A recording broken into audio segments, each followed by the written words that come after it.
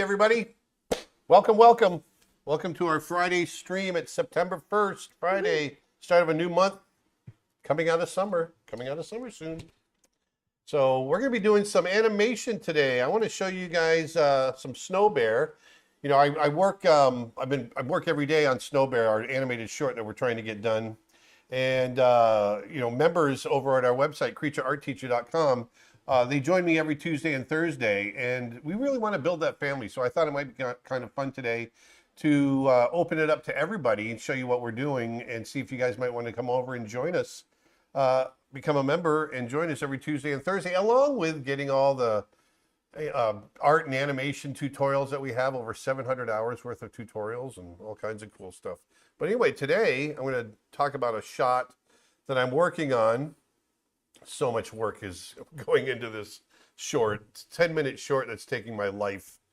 But I've got it all animated, got all the character animation, got all the effects animation done, but I want to animate some shadows. And so today I thought it'd be kind of interesting for you guys to see how we animate shadows. But before we do that, I've got Nick Birch here with me and Dustin Blaze. And hello, everybody. Thought, can you go over the sales, Nick, and tell them what we got going on? Yeah, sure. Dustin, I'm going to start with Labor Day.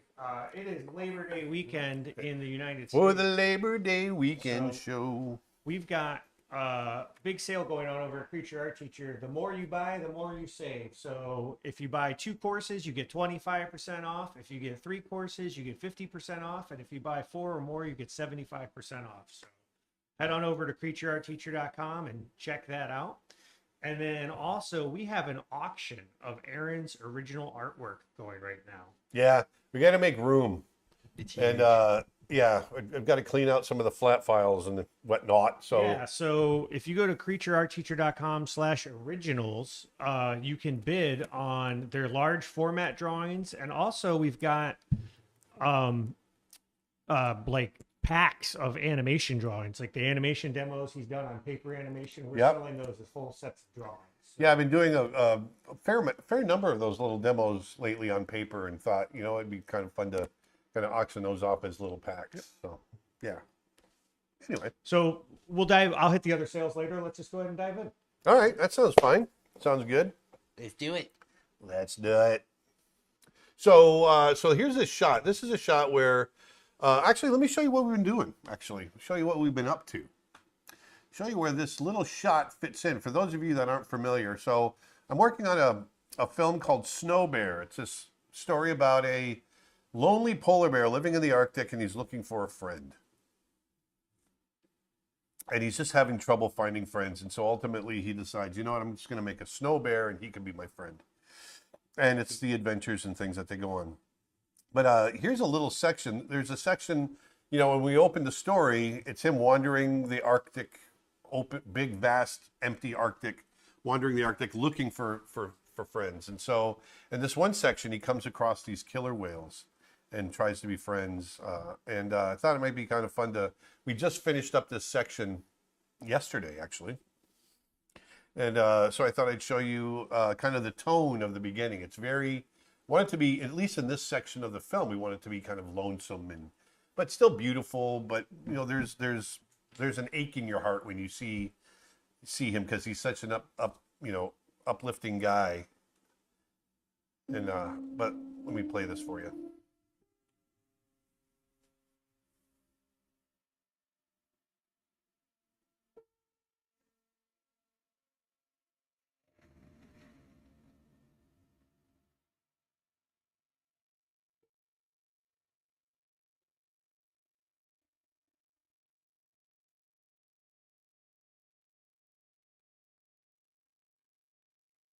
Take me off the screen, Dustin.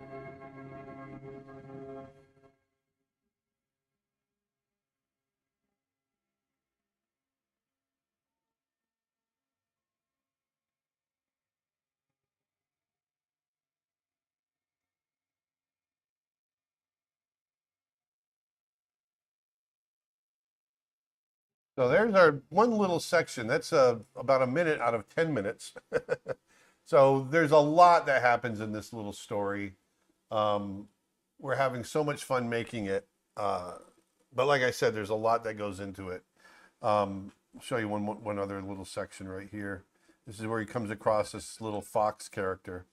So here he is in the wind, looking around, and then as he's walking along through the snow, this little fox raises his head.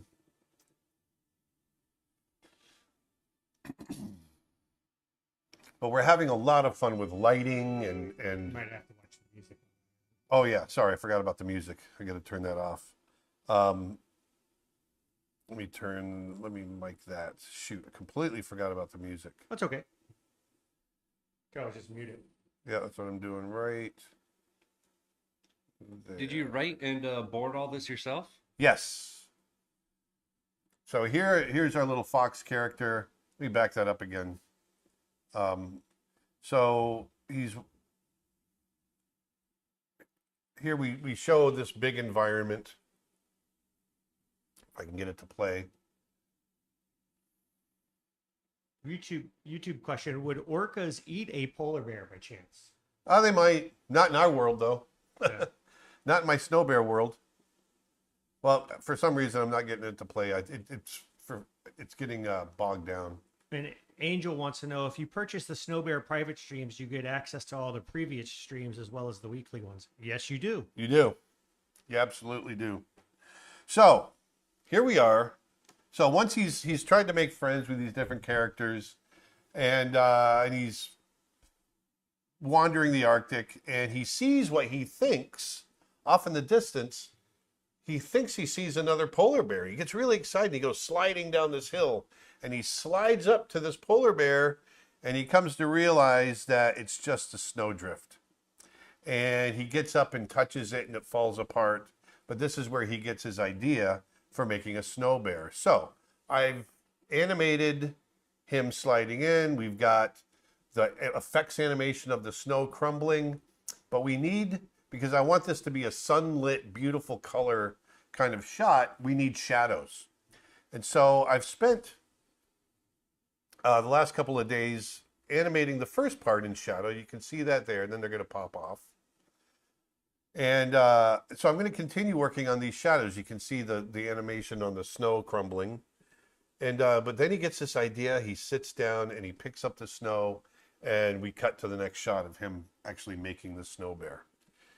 But you can see here, what I've done is I've created this layer that goes over the top of the bear, creating these shadows. These are hard lines. What will happen is later on, once I have all the shadows drawn in, then I'm going to blur everything, blur all of the shadows. It'll have a nice soft edge, and it'll really feel like light and shadow.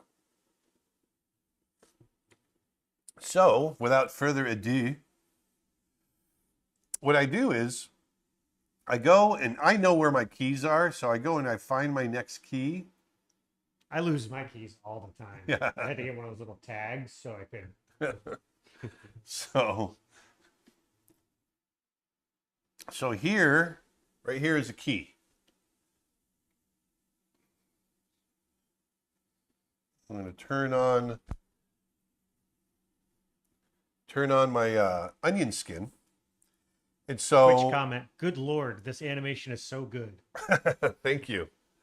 So what's happening now? So I need to, there's a setting in TV Paint. I'm using TV Paint software, which is 2D hand-drawn animation software, but it's all digital. I'm working on a Wacom Cintiq, big pen display screen.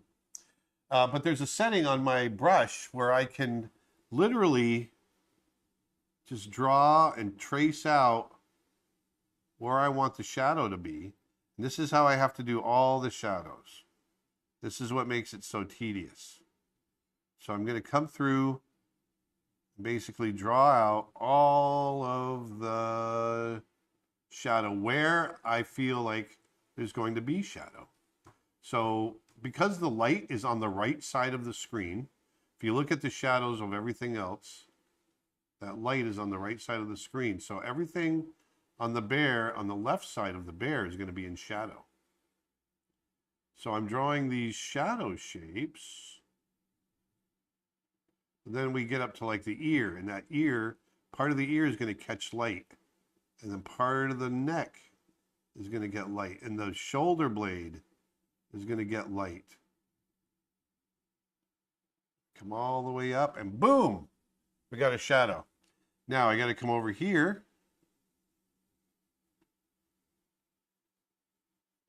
And that leg is in shadow. The inside of the leg. There's another shadow right there. So now what I need to do is do the breakdown for that, which is going to be right here. So you can see we've got this kind of purple shape to the onion skin. And so all I have to do now is break it down. I'm in betweening where the blue and the red come together. I could create this shadow. It's a little confusing, but when it starts moving a little faster, because right now everything's very subtle, you'll see what I'm talking about. And it's literally just sitting here doing this. It's creating shadows is super mundane. But at the same time, it takes a little bit of brain power because you really have to think about that form.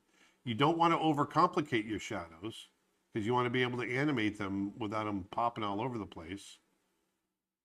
But we rarely did shadow. I shouldn't say rarely, but we didn't do shadows super often at Disney because they're expensive.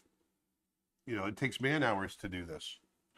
And so, you know, when you're adding shadows like this, oops, there we go. It takes time to make them. And so time equals money, right? So we chose our shots wisely. You have chosen that wisely. we would add shadows to. Oh, I forgot to do the other leg. I got to go back on the other one real quick. After I fix this, after I do this shadow. Instagram question: will there be a compositing pass in the end of after over everything that we've already seen? I was just going to read that one. No, I'm compositing as I go. And TV Paint allows you to composite quite a bit. So I'm just doing it all as I go. Now, there's going to be other aspects, sound mixing, Foley, you know, all that type of stuff, score. That all comes in later on. We might do some final compositing of like snow effects and stuff, like a final pass. Yeah. I think that might be what they were. But by and large, you can do all your compositing right in TV Paint. The more I'm getting into it, the more I'm working with it, the more I'm learning, you know, on it, obviously. Another Instagram question. Do you think it would be possible to train in 2D animation for a few years and then transfer to 3D animation for possible jobs? I feel like I would like to do both types of work. Yeah, I mean, if that's what you want to do, then do it. There's nothing stopping you. You know, there's probably more job availability in the 3D animation market, but that's not to say that there's none in the 2D animation market. Curtis on YouTube wants to know, do you have training on TV Paint with a French translation since I am French? We have a whole bunch of free videos on YouTube for TV Paint training. I think they might have French subtitles available. However, TV Paint itself is actually a French company, so they have tons of documentation on their website as well as a bunch of videos that are actually In French. in French. Yes.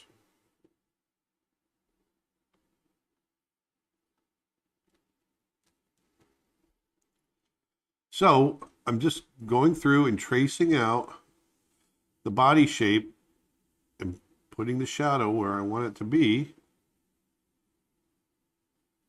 And if I go over the line a little bit or under the line a little bit, it's okay, because like I said, this is going to be blurred and so that it smooths those little accidents smooth out when you blur it.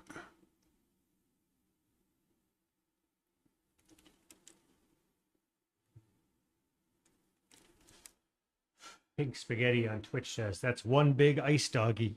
Nice, Dougie. Yes, it is. The big white floof. Is this a TV Paint or Toon Boom? This is TV Paint. I've never used Toon Boom.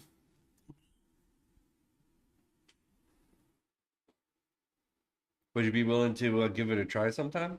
No.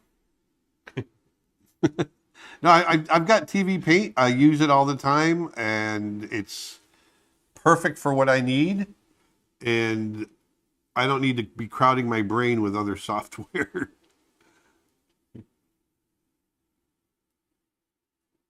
One of the things I love about adding shadows to my characters is how volumetric it makes them feel.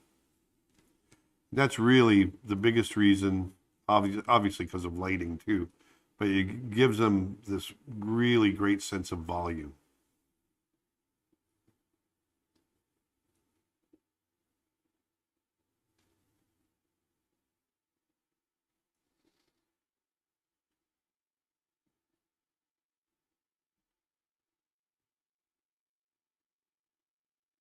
At how many frames per second are you animating? 24 frames per second. And I'm animating most everything in here, with the exception of a few shots, everything on twos. So that means it's one drawing for every 2 frames. So I'm mostly doing basically 12 drawings per second.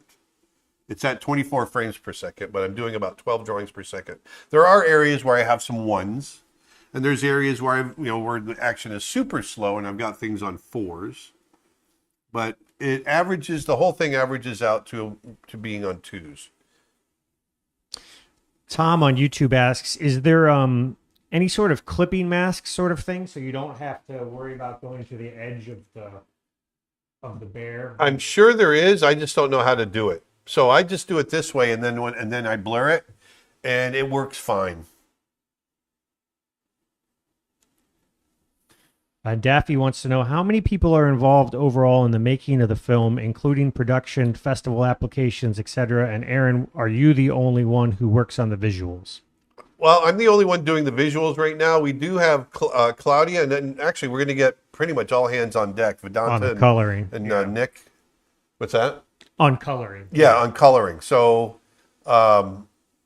speaking of which, we got an email from our buddy that was asking about doing cleanup and stuff, and we gotta get back. Oh, to yeah, that. yeah. Yep. But I meant to mention that too. yeah, but I'm doing everything. So I'm doing backgrounds, I'm doing animation, I'm doing effects animation, doing all of it. It's always been a dream of mine to do my own film and just kind of take it to the level that I can do. And so, there we go. There's the other key. So we just decided to do it. And so here we are. Pink Spaghetti on Twitch has a follow-up question. At what point do you decide to change the amount of frames you're animating on? And does animating on ones create that James Baxter effect? Yes, yes, that James Baxter effect. That super smooth, life is on ones kind of feel. When you have very slow animation, you can get away with doing 2s. But when you put it on 1s, yes, it becomes extremely fluid. It's worth pointing out, though, James doesn't always animate on 1s. It just depends on what the shot calls for, really. Yeah. Although Well, he probably does more often than not. I was going to say, he animates on 1s more than I would, or more than I do. If you look at the stuff he did in Prince of Egypt, it's insane how beautifully smooth and subtle it all is, and it's all on 1s. Is there a way to be both a product designer and animator? I ask because I love to animate. However, I'm not too happy about sitting for too long. I like both, but not sure which one more. Well, you I mean, those are two different they're careers. completely different ideas. Yeah. So if you want to do one as a job and one as a hobby, that's probably your best bet. But product designer and animator are two separate professions. So Now, when you say product designer, you may mean like environmental designer or prop designer. I would assume they mean products that might appear on shelves. and Yeah, I stuff know. That's in what I was parks. assuming And too. But just in case, speaking of which, did you see Tony Cipriano recently did a for the 20th anniversary of Brother Bear did a ornament yeah. for Disney? Yep. And it's us. It's the standing in the wind. Yeah. I said it would have been nice to let us know about that. I know. That's Tony.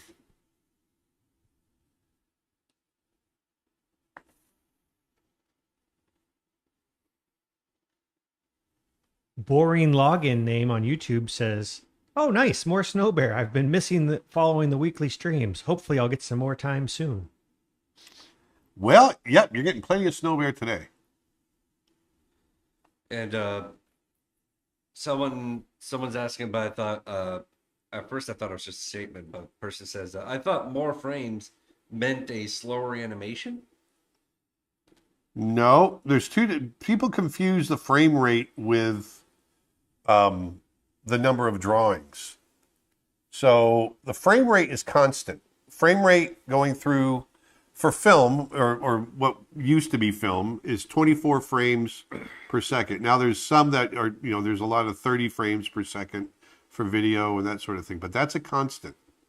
So that's the number of frames you're looking at when you watch a video. That's the number of frames you're watching every second, no matter what. Whether it's slow motion, normal speed, fast motion, it's still 30 frames a second to go through there.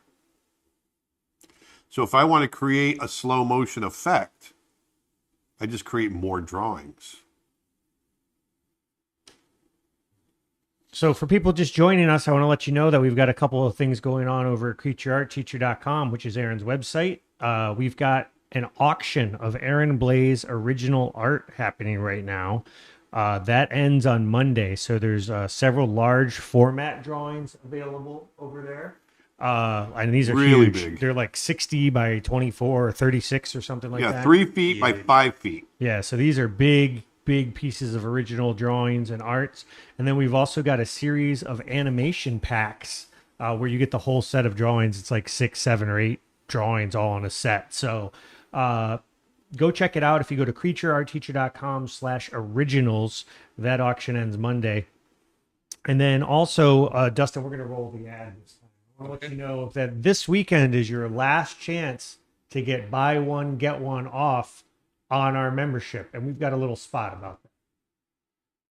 Hey everybody, Aaron Blaze here, and I'm really excited to share with you some information regarding a sale that we have going on over at creatureartteacher.com with our premium annual memberships. Check it out. Now this is the biggest deal ever on an annual membership. For a limited time, get over 500 hours of art and animation lessons for yourself. Plus, send 1 free year of membership as a gift to a friend. Both of you get all the benefits of an annual plan. For one low rate, you'll have access to everything I have to offer. That means you can get all of our courses, brushes, lessons, tips, and tricks for one flat fee. And also, I'm very excited to announce that we are in full production on our project Snow Bear.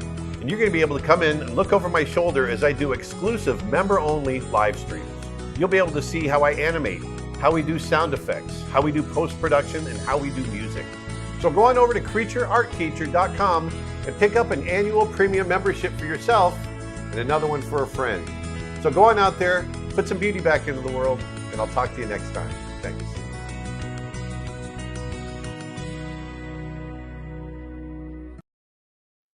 And we're back. And we're back. Hello, everybody.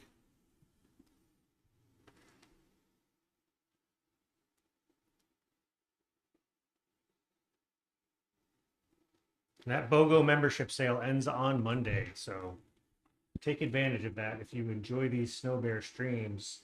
We've got lots more planned. Plus, you get our Discord channel, all kinds of stuff. Yeah, it's so much fun. We're really building such a great family. I can't describe it in any other way. You know, we have such a great group that comes together every Tuesday and Thursday, and really super supportive of one another, and it's awesome. I love what we're growing into. What are your thoughts behind choosing to have a black outline for your character? Disney used to have them like that, but over the years they seem to change to having the outlines be in color. Um, well, I was considering doing colored outlines on this as well. It's just another added pass.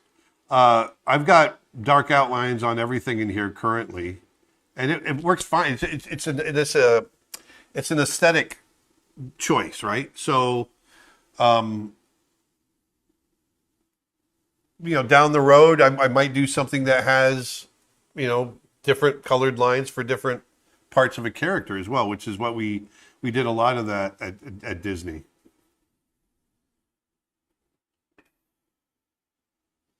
Any particular reason you're not working full screen on your desktop? Not working full. Oh, I'm just comfortable drawing at this size. That's all.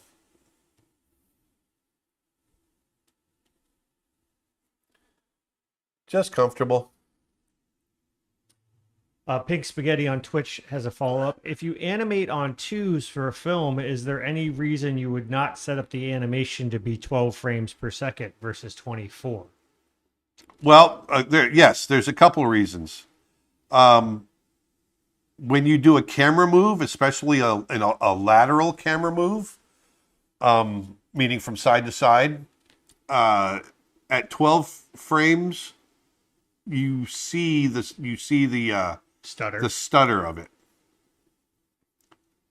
So that's a big one. So whenever we would have camera moves at Disney, especially lateral ones, if there's character animation going over the top of that camera move, the animation always had to be on ones. So that's another thing we had to consider in our budget. It's amazing all the little things you take for granted that will affect the cost of your film.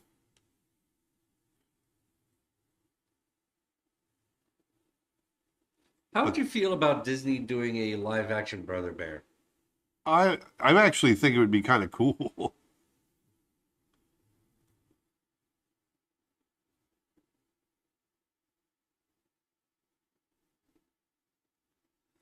I think it would lend itself kind of cool to a live action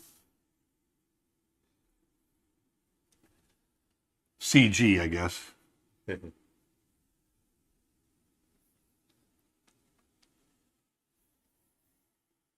I'm currently 46 years old and I'd like to learn animation. Could you please tell me how I can start? Yes, pick up a pencil, pick up some paper, go to creatureartteacher.com, purchase the Introduction to Animation, and start there. No, but really, it's picking up animation. There's lots of tutorials online, mine being a few, but there's others all over the place. If you're not crazy about me, or there's really good stuff out there. And then you just need to get you need paper that has, you don't even have to get paper anymore. If you have a tablet, you can start using that and be paperless. There's great software options out there. So it's just a matter of just doing it. And sorry, I'm focusing on getting this line right, so I tend to drift off. But I would recommend getting a tablet and like an iPad, and get some software. Calipeg, Procreate has some good animation software in its program, and just start there and have some fun with it. Just experiment with it. Pick up some, learn the fundamentals. and and see where it goes. How do you decide when do you do straight ahead animation versus when to do pose to pose keyframes? For me, it's all about the speed of the animation. If there's a lot of action going on, then I do that straight ahead. I did a demo last week of a dog shaking its head. I did all that straight ahead because it's every drawing is an extreme. Whereas like something like this that I'm animating now,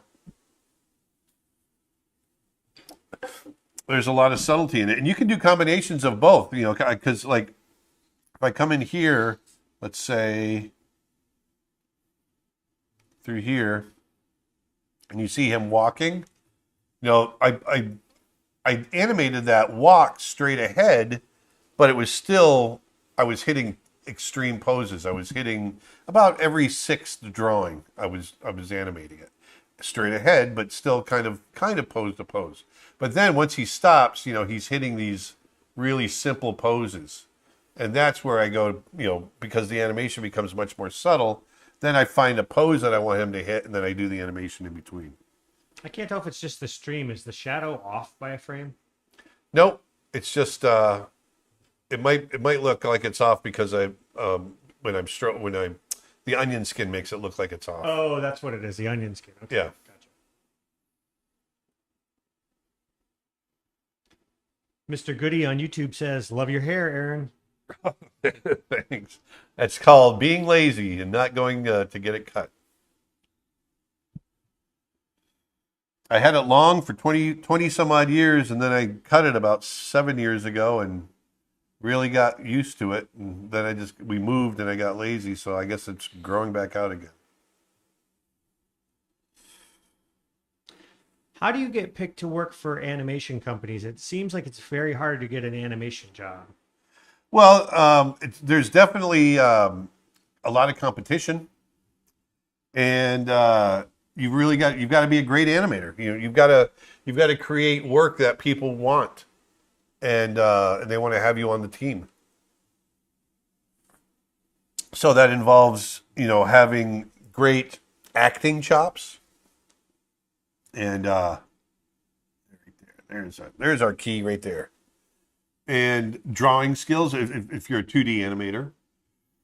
But really great sense of humor, a sense of empathy, really being able to dig into a character's emotions. Those are all properties that will really help you with your animation, become a great animator. And yeah, so if you can get the acting across, that's the biggest part. We always talked about back before the days of CG animation that animators were actors with pencils. It's kind of a cliche, but in a way it's true.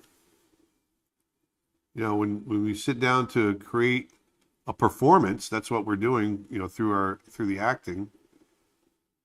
Joshua has kind of a related question, and you kind of touched on this, but as a college animation student looking to build a strong portfolio in 2D character animation / concept development, what are some hallmarks that studios typically favor in an upcoming artist? Okay. Real quick, let me finish up what I was saying on the other one. That's okay. But one of the things that you want the audience to forget that they're looking at drawings, that you want them to invest into into this living, breathing, acting, emoting, sympathetic character or villainous character, something that's going to draw emotion. And so that's what a good animator gets into their characters. And so to answer the other question that you were just asking, that's what studios look for. Being able to get that kind of life. You're not just moving things around on the screen, you're breathing life into them. And so the more you can do that, the better off you're going to be.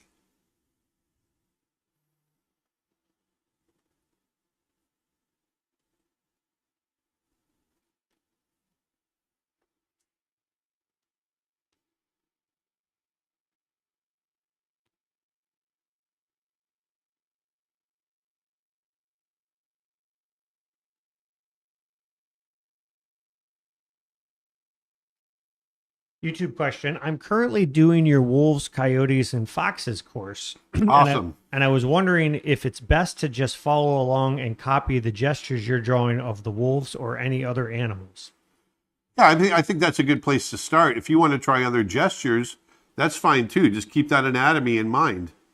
That's what the whole point of that is. So you're learning that anatomy, and you want to understand it from different angles and that sort of thing. So if you want to try, I would suggest follow along doing the poses that I'm demonstrating, and then from there branch out and try different ones. How do you transfer characteristics from one character to another? For instance, I'm drawing my rabbit. She's a diva, but I'd like to draw the same form, another rabbit, but a totally different characteristics. For instance, laid back or something. Well, you think about you take those character traits and you assign a look to them. What's a diva? How does a diva act? What does a diva typically look like? What makes them a diva visually? And those are the things. Those are the iconic kind of tropes that you want to find that will get that across. And so if you want a character that's laid back, what are the things that make a character laid back? And it's, then you exploit those character traits. And you come up with different variations on that idea. It's how we, every character we design at Disney or any other big studio, you find out, who is that character? What are they all about? What's their backstory? What makes them tick? Are they a diva? Are they laid back? Do they like to fight all the time? Like Yao, when I created Yao. Lots of different character traits that you need to kind of take in, digest, and then start creating the look of that character. But understanding who they are and where their backstory is, that's the first order of business.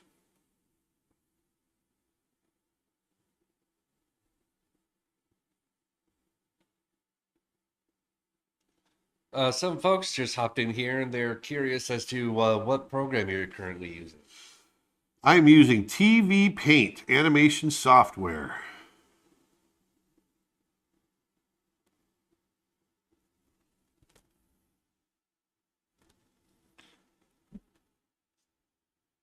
And we are animating shadows right now.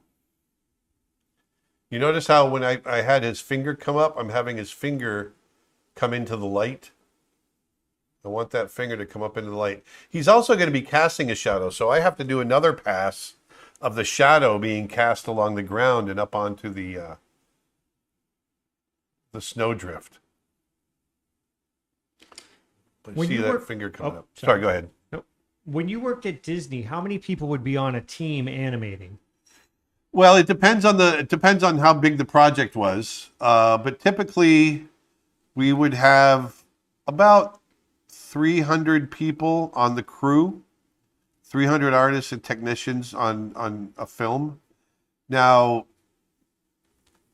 that's all broken up into different people. That's cleanup artists and animators and background painters and layout artists and camera operators and ink and painters and final checkers and all kinds of stuff. So, but typically for animation, we would have, let's say like animators, we would normally have about 35 to 40 animators. Then we might have 100 cleanup artists. We might have 10 background artists, 10 or 15 layout artists, and so on and so on. What are some things that you really like about TV Paint, and how much does it cost? TV Paint for me, it's the closest I've been able to find to this feel of working traditionally on paper. They really get it, and I like the brushes that they've got. Yeah, there's a lot of great aspects of it that once I started using it, it felt great. So I never tried anything else. I don't know what the current cost is. Nick, do you know what it is off the top of your head? It depends on what version you get. So they have a student version, or they have student pricing. They have they basically have a pro version and they have a standard version, and then both of those versions you can get standard pricing or student pricing. If you become a member to our website, that qualifies you for the student pricing, which is another perk. And it actually saves you like 35-40%. Yeah, it's a more huge than savings. pays for the membership. But the software is not cheap. It's several $100s. I think for the pro version, it's like over $1,000. But it's not a subscription style software. It's Right. It's a one-time purchase. it's a one-time purchase. So like if you buy 11.0, it lasts all the way until they come to 12.0, which they've been on version 11 for 5 years. So they do like 11.5, 11.6, yada, yada, yada. So it's a long term. There's still people using 10 out there. It still works perfectly fine. Yeah, and things like Toon Boom is subscription. Yeah, so, Toon Boom moved to a subscription model. TV Paint is still a one-time purchase.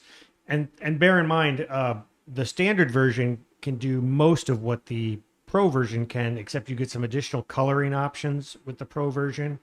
And it's also, the pro version is set up more for a pipeline. So if you're going to be working with other animators, it's set like Cartoon Saloon, who does Wolfwalkers and Song of the Sea and Secret of the Kells and The Breadwinner and all those movies. Yeah. They use TV Paint. So it really is set up for a studio. Erica says, annual membership's how I got TV Paint. The discount is amazing. Thanks, Erica. Oh, Austin's on Facebook. Says, hi, Dad. Hey, Austin. Hey, Seth. That's my daughter. My And daughter. On Instagram, someone's asking, did you do your own backgrounds too? Yes. Yes, I'm also a painter. My background before I became an animator was illustration. I majored in illustration, and so I still paint, and so that knowledge is transferred into painting backgrounds for my animation.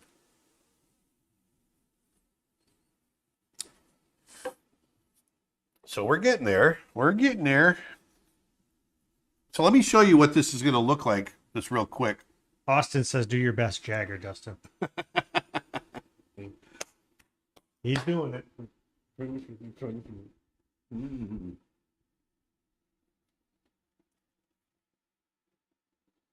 So we're going to do a Gaussian blur, and I'm going to do, let's say, 60 pixels and 60 pixels. Twitch question. After you finish Snow Bear, do you have any other major animated short projects you wish to make? Oh, we've got a lot. Yes, we're going to be making quite a bit more. Probably content. shorter, not 10. Like Snow Bear's 10 minutes long. Yeah, we probably won't be doing 10-minute. doing more like 1-2 minute type Yeah. stuff. So I'm trying out different blurs. So there's a 30 pixel blur right there, which feels pretty good. I'm going to go 40. See what that looks like. That's not too bad. And so what I can do is I'm going to have it hit all the instances that I've got highlighted. And so what it's going to do is going to go through, it's holding the frame in place, but it's actually going through on all the shadows that I've created so far, and it's blurring them. So you're going to see this weird, as it's thinking. And it's really funny when you see the shadows animate just by themselves. You can see the form in there. It's really neat.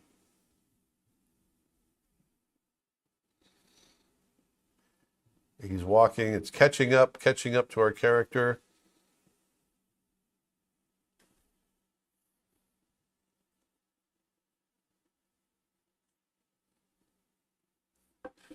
How much time as an animator at Disney did you spend being around people versus how much time alone? I would say 50-50. Probably 50-50. Yeah, because you would even walk up to fellow animators and be like, hey, can you give me some advice on this? Yeah. So just to show the section that we're working on, here it is with a 30 pixel blur or 40 pixel blur. I might go a little bit more on it, but this gives you a sense of what the shadow is going to look like. And what it does, because it's blurred and it blurs on both sides of the line, we get actually a little bit of a lighter edge along where the shadow is so it feels like it's kind of like reflected light coming up onto the character, which I kind of like. And then once we have our ground shadow, then it's really gonna have a nice feel to it. But we're really getting a nice sense of light now, which is exactly what I'm wanting. YouTube question: how much does it cost to animate 1 minute of 3D versus 1 minute of 2D animation at Disney? That all depends on the look. It all depends on what you're trying to create. I mean, it's not really any less expensive or more expensive, either one. It's just it depends on how much you put into it. And Yeah, I mean, for instance, go ahead. well, I was going to say, because like Pixar and Disney, they're spending upwards of $200 million on their 3D films now. Whereas you have other companies that are spending, DreamWorks is spending about $60 million. But visually they feel like the same kind of movie in my mind, or at least in the same universe. When you made Brother Bear, the budget was what, 90 million? Yeah, 90 million. Yep. So that was a 2D hand-drawn animated film. 20 years ago. Yeah, but at the time that was, Yeah. Disney, they didn't do too much 2D after that. So that was about peak 2D time and budget. So $1 million per minute basically is what it. Yeah, it basically came down to $1 million a minute. And I think around that time, 3D was about $1 million a minute, and I think now it's probably $2 million a minute. And if if Disney made a 2D film, it'd probably be $2 million a minute. Yeah, exactly.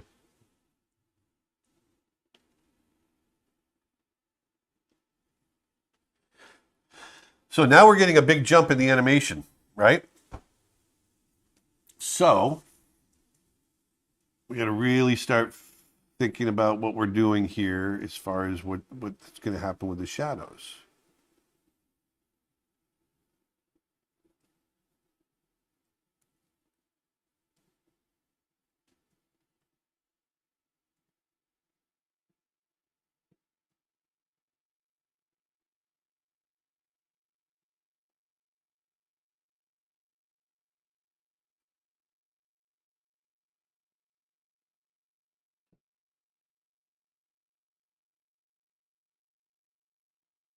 So all this will be in shadow. Would you recommend starting on a Cintiq or a Wacom tablet for working outside of an iPad? I personally, I love working on a Cintiq. If you can afford it, I've always prefer, having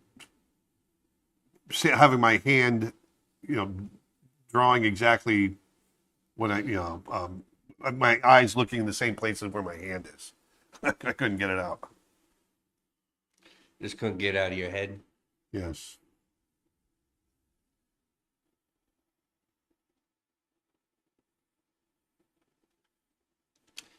Is there any particular reason someone might use a Mac instead of Windows for animation? Why do you work on a Mac? I've always worked on a Mac for one thing, but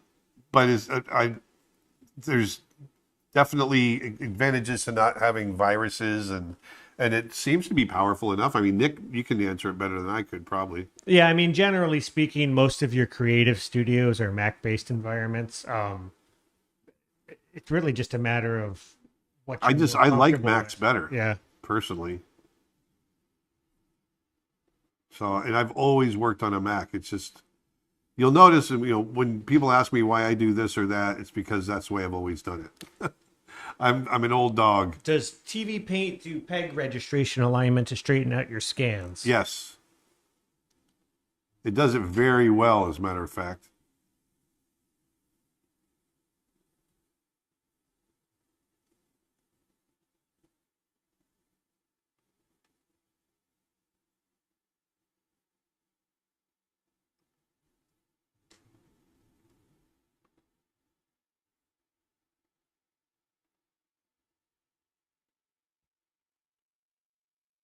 Oh, here's a good one. If you were a transformer, what kind of vehicle would you transform into? A Jeep. A Jeep? Yeah. Wrangler. Any I used to have a Jeep Wrangler. I miss that vehicle. I loved it.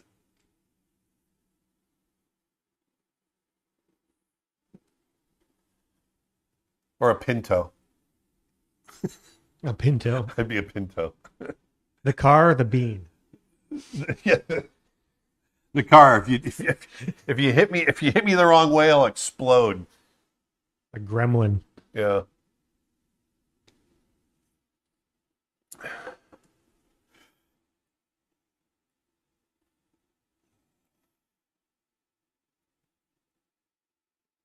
So this Hello is all from pretty straight Malaysia. ahead.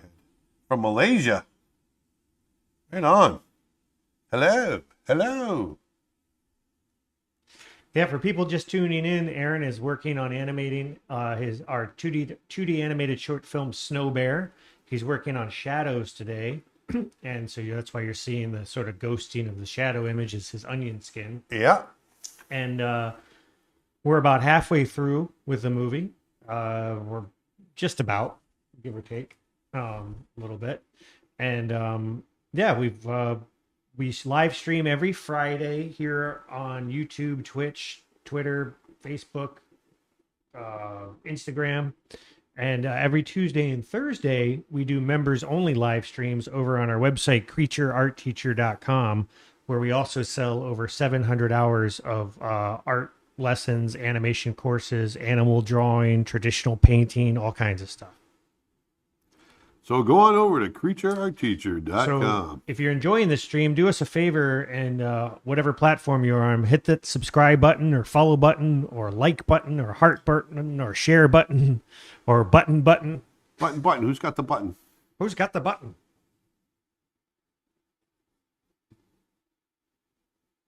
Do the thing. Help us spread the word. That's right. Karen says hello, watching from Mexico. Right on. Jonathan in the Dominican Republic. Hello from India, says 1 point.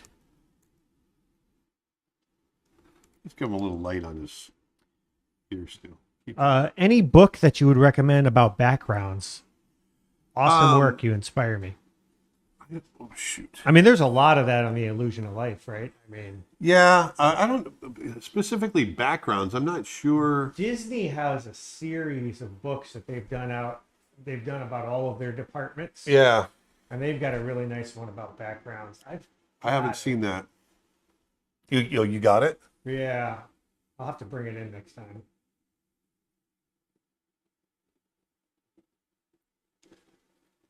How did you manage to keep going on animation? How did I manage to keep going on animation? I'm not Like, sure I understand the question. How do you keep momentum going, I think is. Yeah, I think that's what I mean. Oh, How do you keep the momentum going, like after Disney and stuff like that? I love animating. It's like anything, you keep doing what you love doing. And I love to animate. I love creating these stories. I love bringing characters to life. I love how unique it is. I love the idea that there's so few people in the world that do this. And to be one of them is really cool.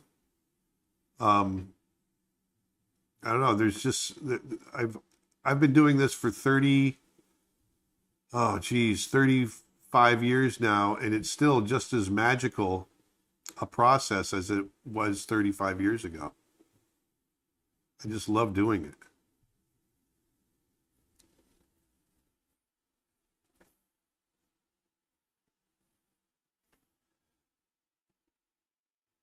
So you can see now we're getting that.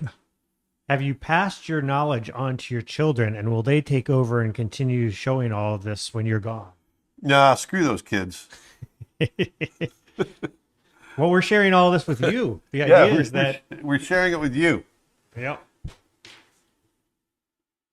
Now, my kids don't animate. Dustin does what he does. He's a great photographer, and you like to draw a little bit here and there. Yep. I mean, I was trained in animation, but it's it'd be like starting over at this point. Yeah. But There's a key right there. I like that drawing. one of the things, I mean, we do seriously. I mean, that's part of why we started the website to begin with, was to share this information and get it out there. And we do these live streams. Hopefully, they'll live forever, on YouTube, and people can go back and watch them. But check out creatureartteacher.com because we've got hundreds and hundreds of hours of stuff there. Someone asked, do you review people's reels as part of your courses? No, we don't do it right now. Well, we do occasionally for members on our Yes, Discord channel. on the Discord. But So- but generally, it's not something we're set up for. Yeah, it's not part of the process, but we do call for entries from time to time.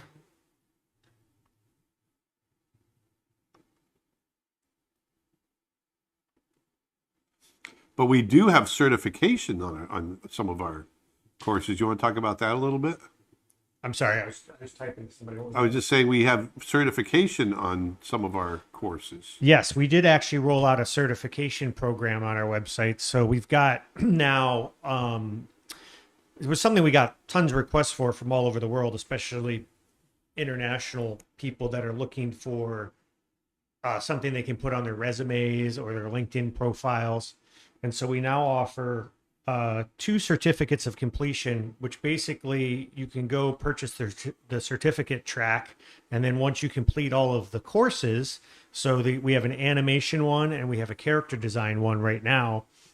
And if you complete the exercises and courses in those and you upload them, we'll human review those and say that you've met the standard, and we'll issue you a certificate of completion that you can then use in your resume, or you also get a digital verifiable version that can be linked to like your website or your LinkedIn profile, etc. So those are over at Creature Art Teacher.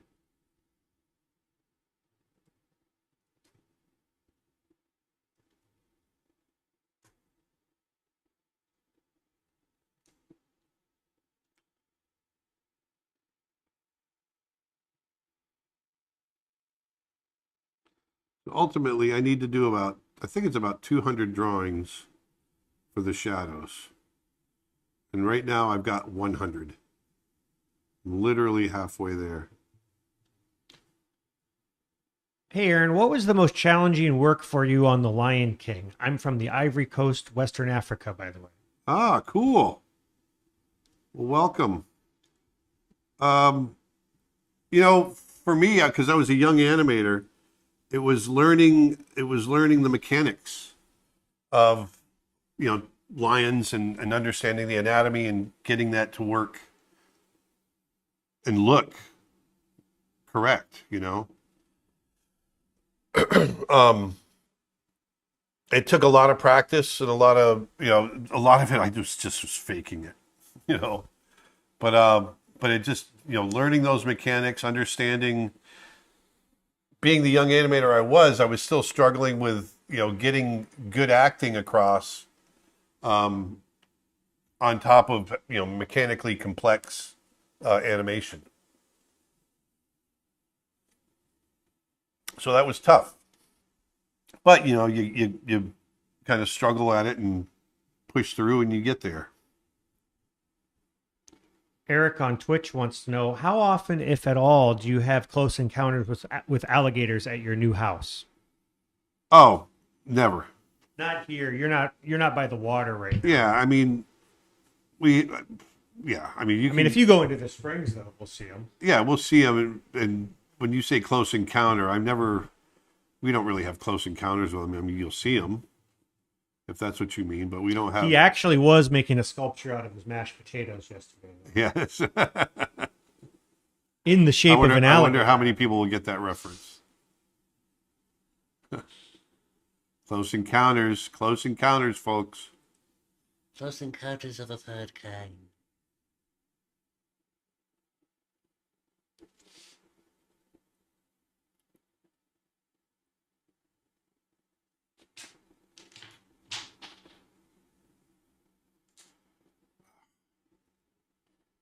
Wobbly, wobbly, wobbly. There we go.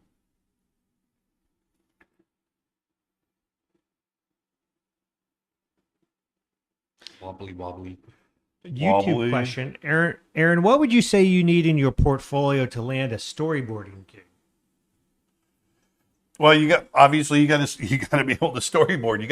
You got to be really good. Storyboarding is a really tough job. It's the first time. It's the job of the story artist to take for the first time that written word off of the page, off that script, and turn it into a visual. So, and think about it this way. I mean, when you have 30 people reading a script, even though the descriptions are all the same, they're all reading the same script, you're going to have 30 different visions of what that is, whatever they're reading, in 30 different heads. And so it's the job of the story artist to really make the definitive image of what that's going to be up on the screen. And so that being said, I've always felt like the story artist has to be the cinematographer, has to be an animator, has to be a layout artist. They have, there's so many, you got to wear so many hats because you're creating the visual. It's not just, you're not just getting the business of the information on the screen. You're creating everything. And so, and you're really going to be deciding you're cutting everything. So, the better you can be as a cinematographer, storyteller, sequential storyteller, the better off you're going to be as a story artist.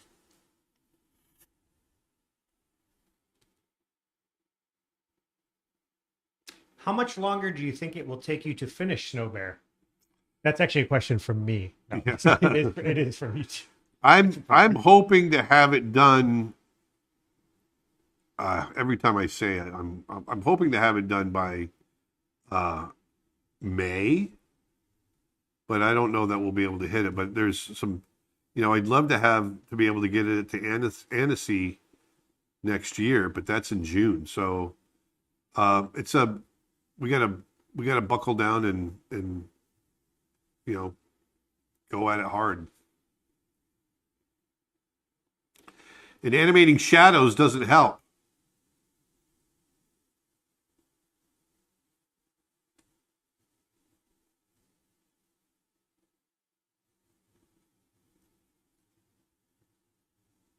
Aaron, when will you be in London again? We're going to be in London next week on Wednesday, Thursday, Friday, and leaving Saturday. Just in time for the 16th? Yes, that's right. We'll be back for Dustin's birthday.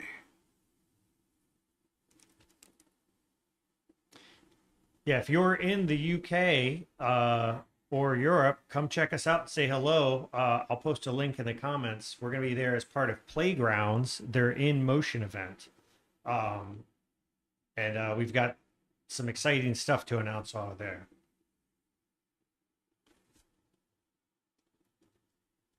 Yeah, it's going to be cool. It was funny. Looking forward to that trip. It was funny that the other day, speaking of the 16th, Gabby sent me a...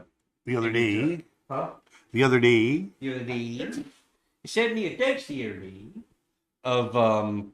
there's a particular movie theater in LA that is doing a midnight showing of the Cowboy Bebop movie on September 16th. I was like, why? Why can't I go there?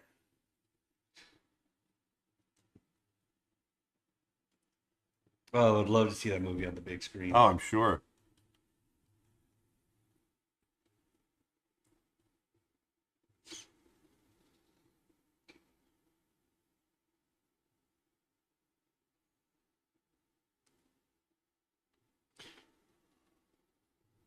Were there times in your life when you were struggling financially as an animator? And were there times, for instance, when you couldn't find a job? I've been lucky. Because you were working for Disney, so you had a studio. Yeah, I've been lucky throughout my career. I started out working at Disney. I left Disney on my own accord, and I had another job lined up before I left. The job I had after Disney, when that studio actually went bankrupt, and so there was a time there that I wasn't quite sure what I was going to do. But luckily, I'd been in the industry long enough. I had enough connections that I was able to pick up freelance work pretty quickly before we ended up really starting this business. So I've been lucky throughout my career. I haven't really struggled, looking for work. I've always had it at some point or another.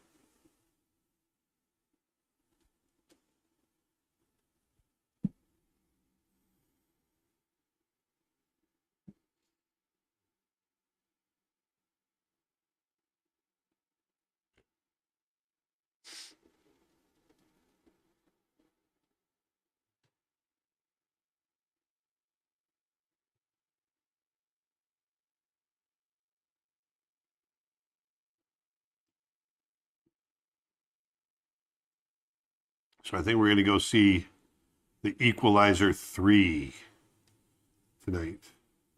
Oh, nice. I love Denzel Washington and those movies. They're some of my favorite series. There's just something about watching Denzel Washington beat the hell out of bad guys that I just love.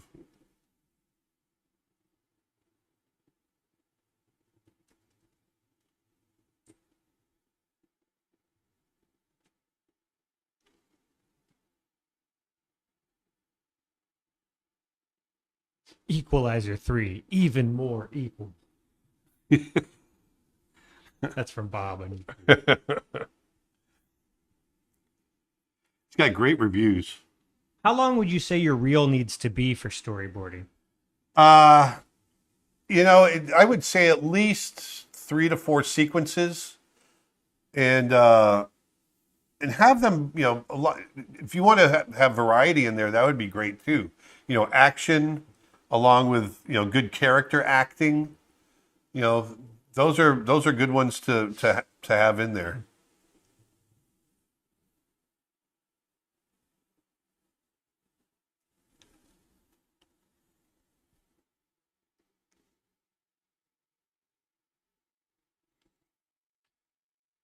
What exactly is a color key? Color key is just that. It's you take kind of a key frame from a shot or a sequence, and you put it all through color, so that becomes the key to all the other shots in that sequence and characters, so that other people coming through have that reference to go off of.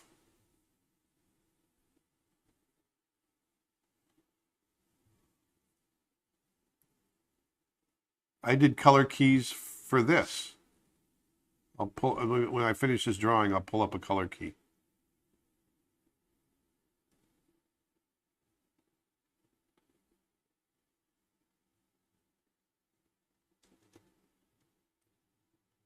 Shadows are getting a little bit complex. That's okay. I think they're going to be fine.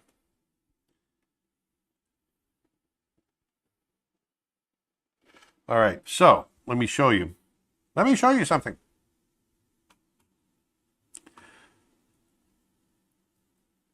So here, backgrounds. Let me see, color model or color key. So here's a shot where I did the background, and then I brought in the animation and laid it over the background, and I colored it in the way that I want all the other shots in that group to look. So this becomes my color key. Things like that. Actually, the one I'm doing now, 29, I think it is. Here's the color model for the one I'm doing now. So it doesn't necessarily have to be a finished drawing of the character. It just has to be, and this is where I was considering doing a colored ink line. But you take the background that you're using and you bring in the character and you kind of try to get it all to work together. So this is the color key for the shot that I'm actually working on right now. And you can actually see I blurred those edges a little bit more than what we did earlier. And you can see the shadow on the ground.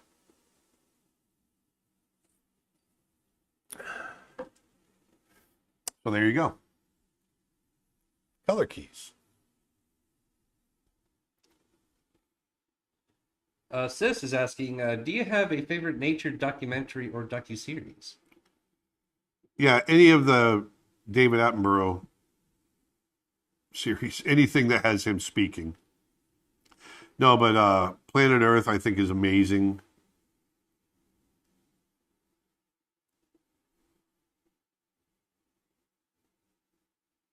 What's the reason you decided to animate the whole film by yourself? That's a monumental task. Exactly because of that. It's a monumental task, and I just wanted to prove to myself I could do it. I just figure at some point in my life, I want to have animated my own short film. So I figured now's the best time to do it. So that's why I'm doing it. Ryan says, I love your discussion video on your channel with Tom Bancroft and Eric Goldberg. I come back to it constantly. Do you have any future plans for more discussion type videos about art? Yeah, we want to do more stuff like that. Yeah, we definitely want to. We don't have anything specific planned, but we always want to come back to that subject matter for sure.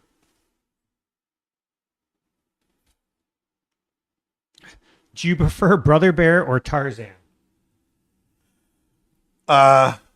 Well, I obviously I worked on Brother Bear, so I have a soft spot in my heart for it over Tarzan. I really love the movie Tarzan. Yeah, I'm going to say Brother Bear because that's my baby. Good answer. Yeah.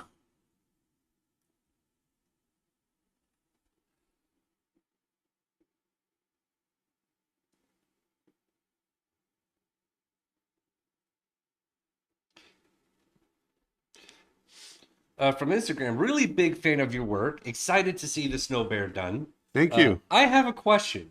How do you deal with carpal tunnel overexerting your arms as an animator? Any tips on balancing work and health? Yeah, first of all, I don't have carpal tunnel. I don't get carpal tunnel, and I don't get any pain because I get this question a lot. And I don't know if, it's weird too, because when we were younger at Disney, there's a couple people here and there that had some carpal tunnel issues, but this seems to be kind of a new kind of chronic issue. I don't know if it's because of iPad or. I remember at Ringling people were talking about it. And that was 98. Yeah. Anyway. I want to show people your setup. So, yeah, but go to the I tend to draw pretty straight up and down, and I don't do a lot of wrist movement. I draw from my shoulder. It's a little hard to see, but his. Yeah, you can see the orientation. The orientation of my screen is probably about a 80-degree angle. It's very vertical. Yeah, I like working that way. It keeps my shoulder up. So if anything, it keeps my shoulder nice and strong, and I draw this way. I'm not hunched over, so I don't have neck issues. I don't have back issues. And I spent money and invested in good chairs. So these are Arion chairs. They're expensive, but I spend literally a third of my life in this chair, and so I want it to be a good chair.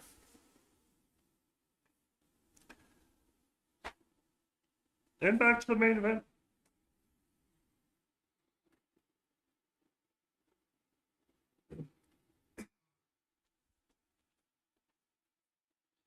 From Instagram, hello, sir. Hello. Which would you prefer, Procreate or Adobe for 2D animation? Or what? Adobe? Adobe. Oh, Procreate or Procreate. Adobe for 2D Procreate. animation. Procreate. I have a lot of people asking about doing animation in Adobe, and I just don't understand how you do it. Adobe Animate still exists. So Flash became Adobe Animate. So if they're talking about that, I get that, but that's not the same as what I'm doing, right? it can be. We'll sit down and play around with it one day. I'll show you. Yeah, I don't get it because people ask me all the time, about animating in Photoshop and Adobe Animate, and yeah, I'm not quite understanding how you would. What would your 3 top wildlife artists be that you recommend people check out? Robert Bateman, number 1. Bob Kuhn. Bob Kuhn, number 1. Robert Bateman, number 2. Guy Koliak. Carl Rungius. Oh, you got into 4. Yeah. What did I say? 2? We said 3, but Oh, yeah. it I doesn't said matter. 3. You can go to 4. You can do as many as you want. It's your show. Carl, no, well, then take Guy Koliak out and put Carl Rungius in there.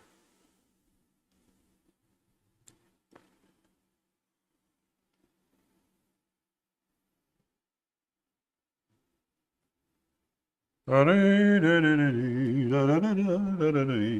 here's a spot right here where I've actually, my character is moving on 4s. The pose is so tight and close together, the key, that I'm just moving it every 4 frames.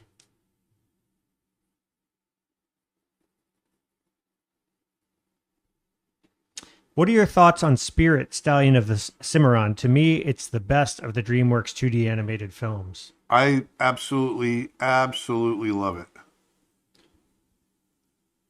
I think it's absolutely gorgeous. Now, don't write off Prince of Egypt, at least from a visual standpoint. Yeah. Prince of Egypt is absolutely stunning. Even the Road to El Dorado and Sinbad, like Yeah, they just. I like those too. But yeah, for me, Prince of it's Egypt was probably. Prince of Egypt.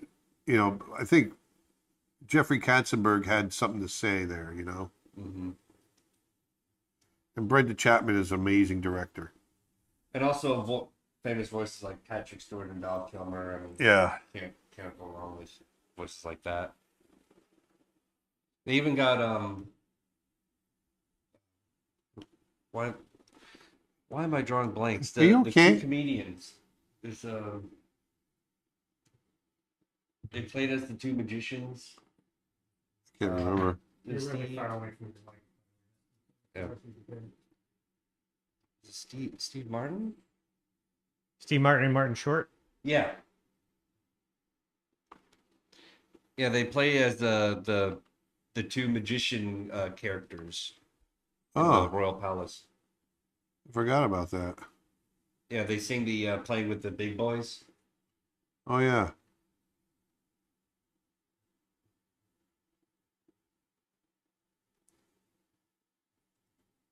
Yeah, Martin voices Steve voices the short chubby guy, and Short voices the taller gentleman of the duo. Ah, well, that was complex. Now, get in there, fix that. Do that. I missed a little section in here. If I turn this layer off, look, there's a little section right there in the body. Right there, I got to color in. So let me go down to this layer and go boop. Wrong color. Boop. There it is. Now we can go back to this layer.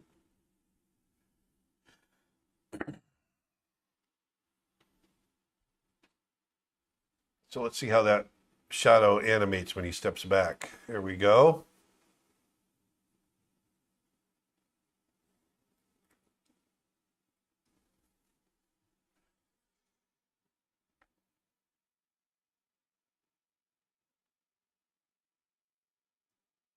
That feels good. All right. So we're slowly getting there. We've got 111 drawings done. Let me shrink this up a little bit just so it plays a little smoother. Got a neat comment here on Instagram. Says, "Hi Aaron, big fan. Been watching since the ponytail days. This short is looking awesome." Thank you.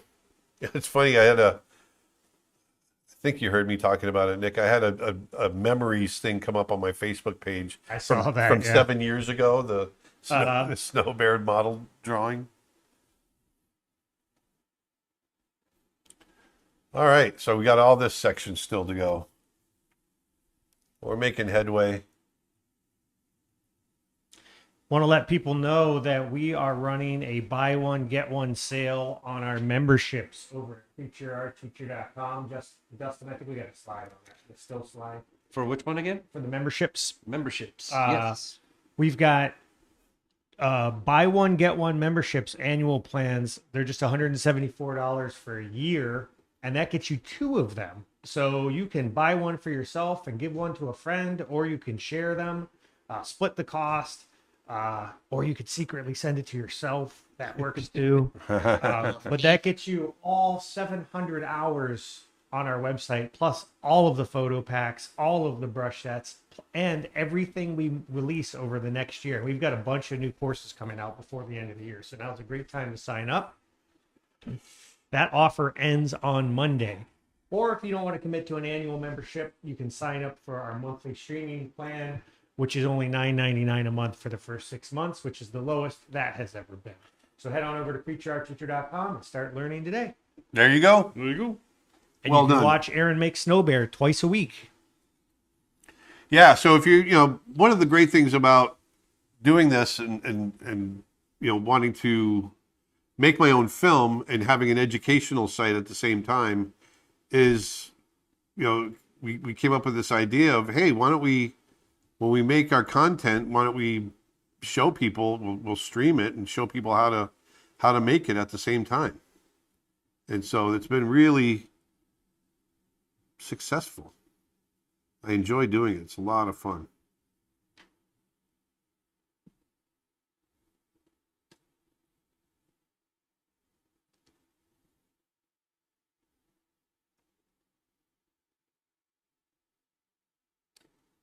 When was the last time you saw Glenn Keane? Oh, several years ago over at CTN, and it was Was when Deer Basketball was coming out. yeah, and even that was just a Split second. few. Yeah, he was getting whisked away, and it was enough for him to say, "Oh, hey, Aaron," and then they got. Although we whisked have away. exchanged emails with him, we should get him on a live stream, Yeah, we should. even if it's just a Zoom. You know. Yeah.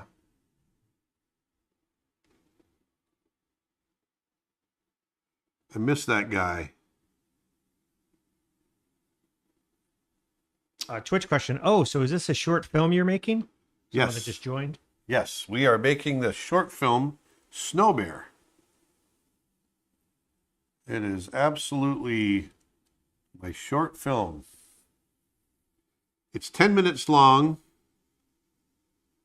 It's been taking, we've been actively making it for about a year and a half now. I've got it halfway animated.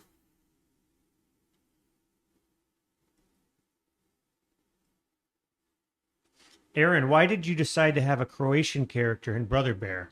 My girlfriend and I watched it the other day, and I was like, "What? Greetings from Croatia, by the way." We had a Croatian animator at Disney, and I just liked the way he sounded.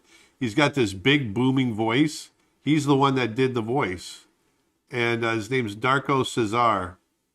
And to my ears, it still sounded Russian, and I loved his booming voice, and so we just decided to put him in there.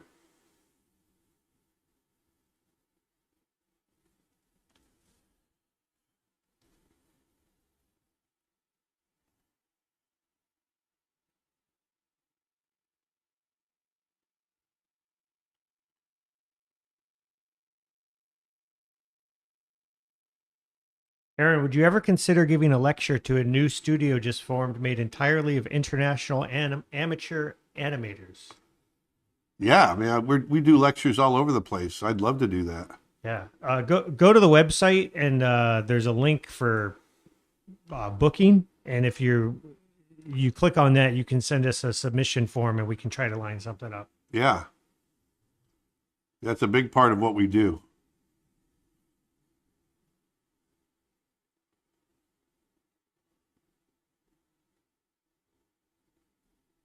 It's what we do.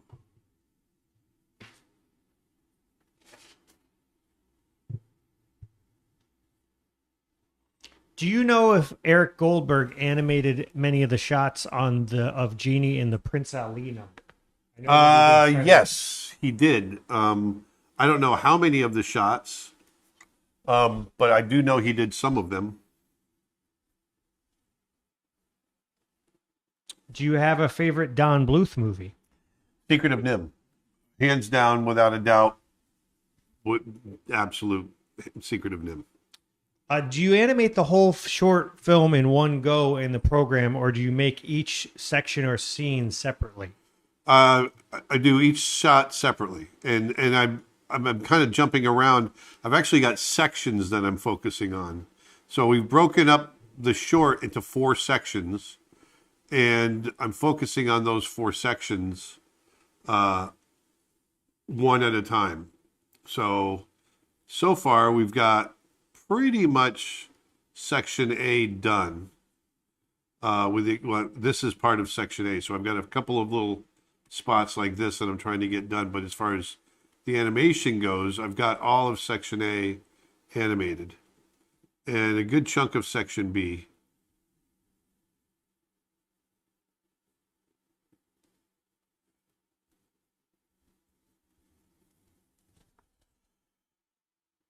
All right.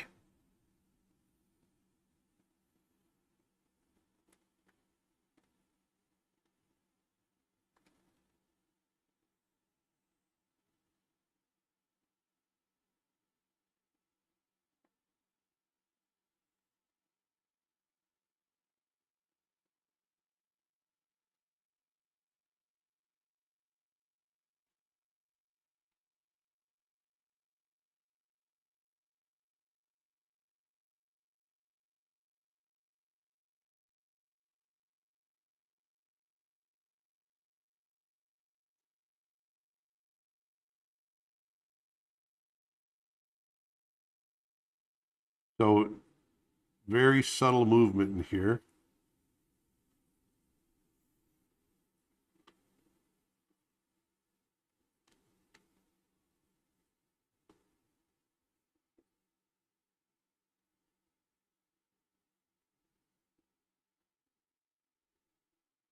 He's going to turn into the light too. So this is going to get interesting as far as where he turns into the light.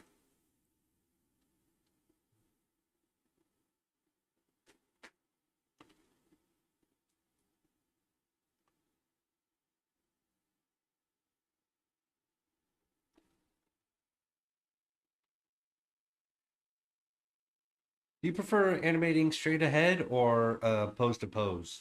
It depends on the shot. So pose to pose, straight ahead and pose to pose both require different approaches. If I have a fast action scene, I prefer straight ahead. If I have a very subtle acting scene, then I prefer pose to pose.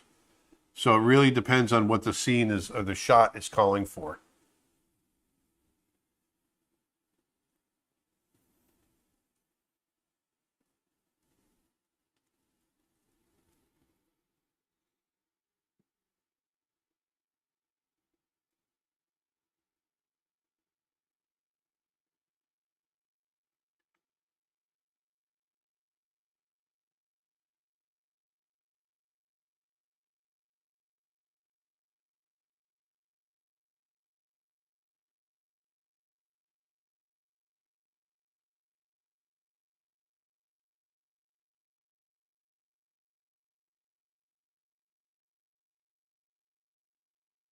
When are you going to Kenya again, Aaron?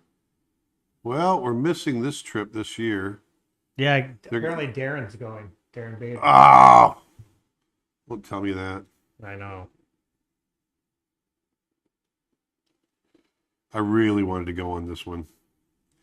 We're going to be in London, which is cool. We're missing the Africa trip on this one. When is it? October? Yeah, they're going to be in Africa when we're in London. They're leaving next week. Oh, really? Yeah.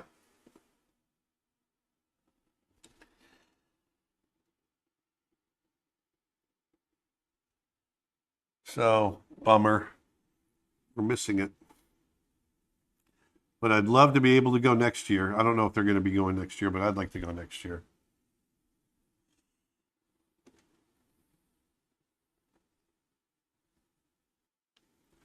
It's been 2 years since we went. Can't believe it's 2 years ago. I know.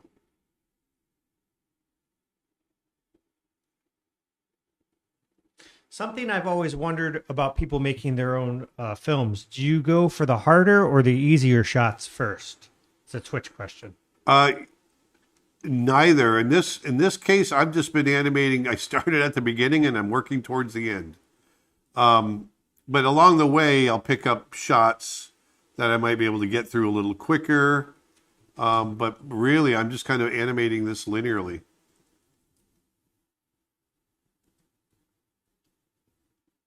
One of the things that happens, though, is your style changes and it becomes a little more refined.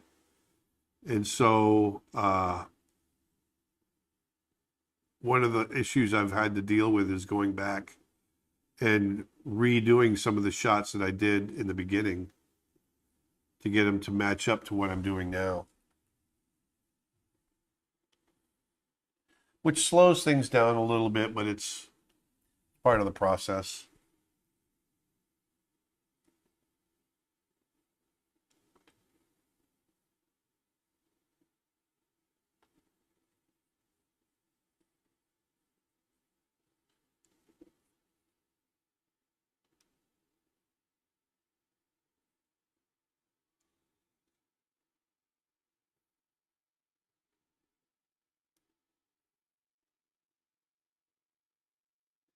For some of the newcomers out there, what's the shot you're currently working on? This is the shot where our polar bear character gets the idea to create a snow bear.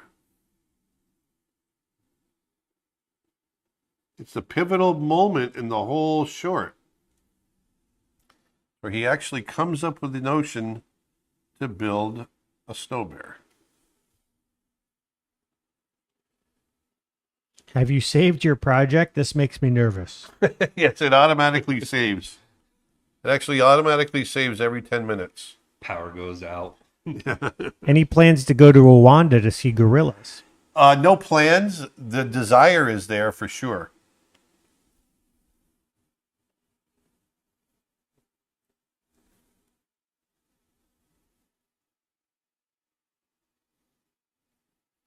All right, we're getting there. Got 119 drawings, shadows. Almost there. So here, this is where we're going to start getting more and more of the, I've got a transition. This is where the shadows are going to get complex. I've got a transition from the whole body being in shadow to the right side of his body coming into the light.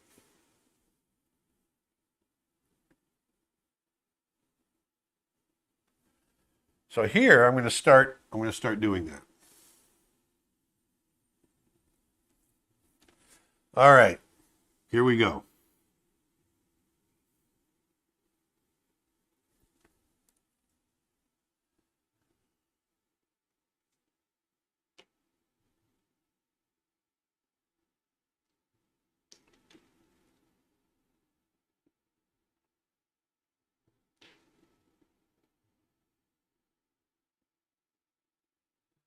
There's that. This foot is coming up. That foot is going to be in shadow. I'm just going to do a piece at a time. This belly is just coming around.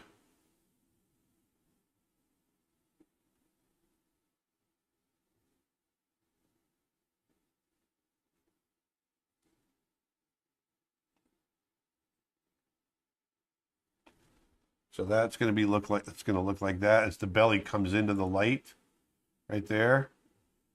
And then the shoulder mass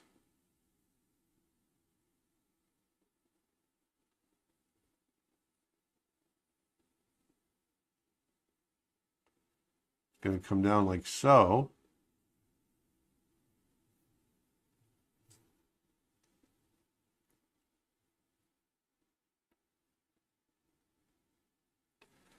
going to look like that. How many layers would you say you're using? Oh, let's see. Probably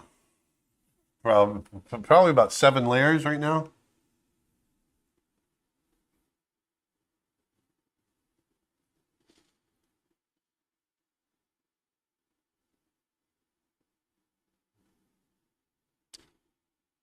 By the way, whatever platform you're on, if you're enjoying these videos, please hit that like button or heart button or share button or subscribe button and help us spread the word. That actually really does help us a lot.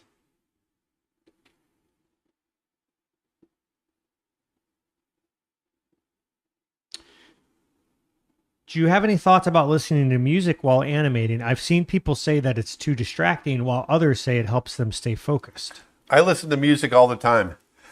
If you come on my my Thursday streams, you'll hear my music every time I'm on, because I if I'm having to animate dialogue, I have a hard time listening to music. But this project has no dialogue in it. Yeah, our Tuesday and Thursday streams for members, because they're private, Aaron kind of plays DJ and plays some music while we're all sitting there watching them animate. Exactly. So there's basically the shadow pattern. Let me turn this off so you can see that a little better. That's as he's turning into the light. See we go from this to this. So and then as he turns more, we're going to get more and more light on him. So now I've got to kind of figure out the in-between positions here. Fun Film says, and he chooses really good songs too.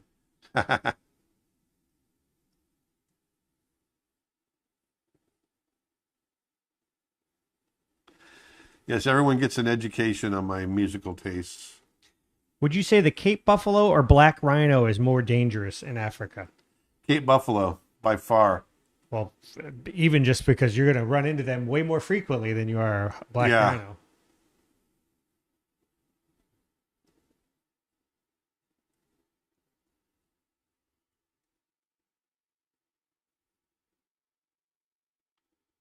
Oh my gosh, let me see here.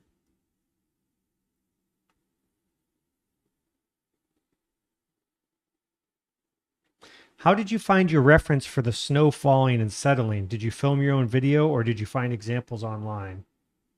You did that from your head. Yeah, I just some of them are overlays, but the other ones I just did from my head. Just I think they mean where it drops and crumples there. oh, this one right here. Yeah, yeah. I just did that from my head.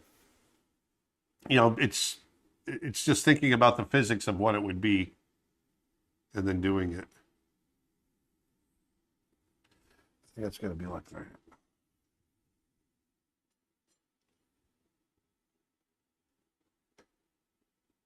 There.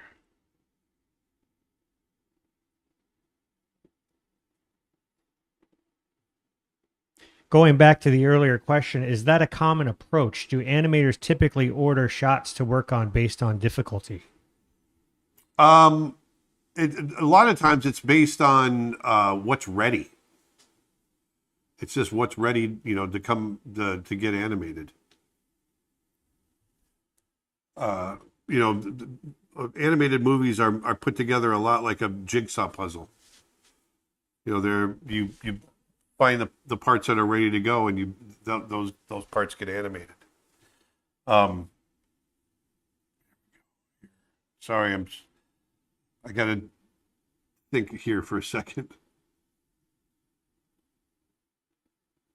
This is going to come down. All right, let's see here.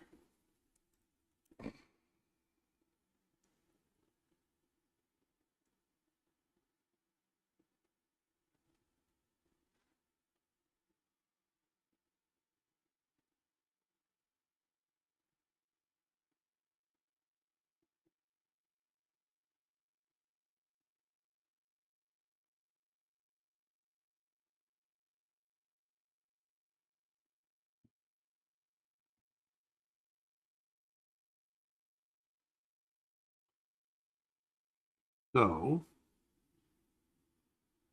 That I'm going to fill in there. And we're going to go ahead and fill.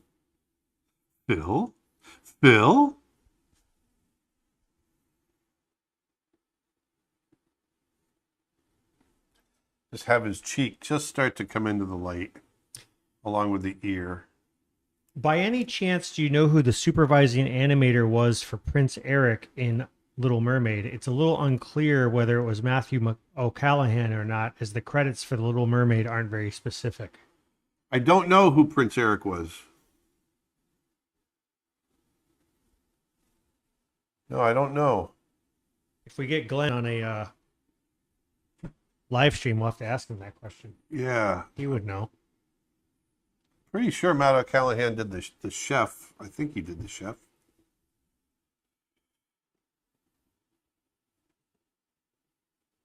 Let me turn this off.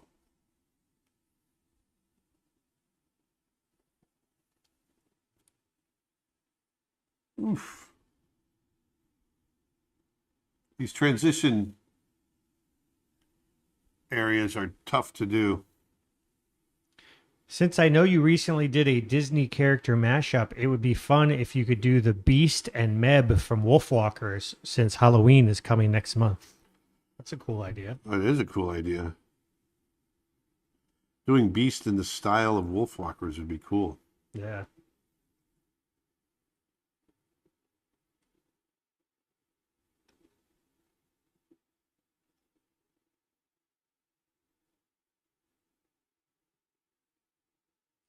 How much digital memory does an in-process animated film take up? I would imagine you need massive amounts of storage. Yeah, so we have a 16 terabyte or 20 terabyte external enclosure. That all backs up to Dropbox. We've got multiple backups. But when you get into like an animated movie, like a Pixar film, it is teraflops of data. I mean, it is they have server room after server room after server room storing all that. I mean, a lot of people don't realize just the render time on a Pixar movie it's measured in years.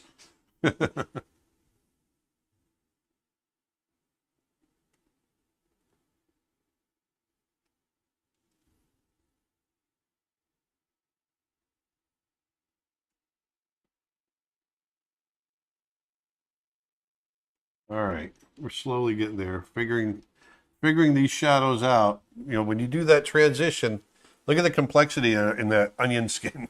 It starts getting awkward. Whoops.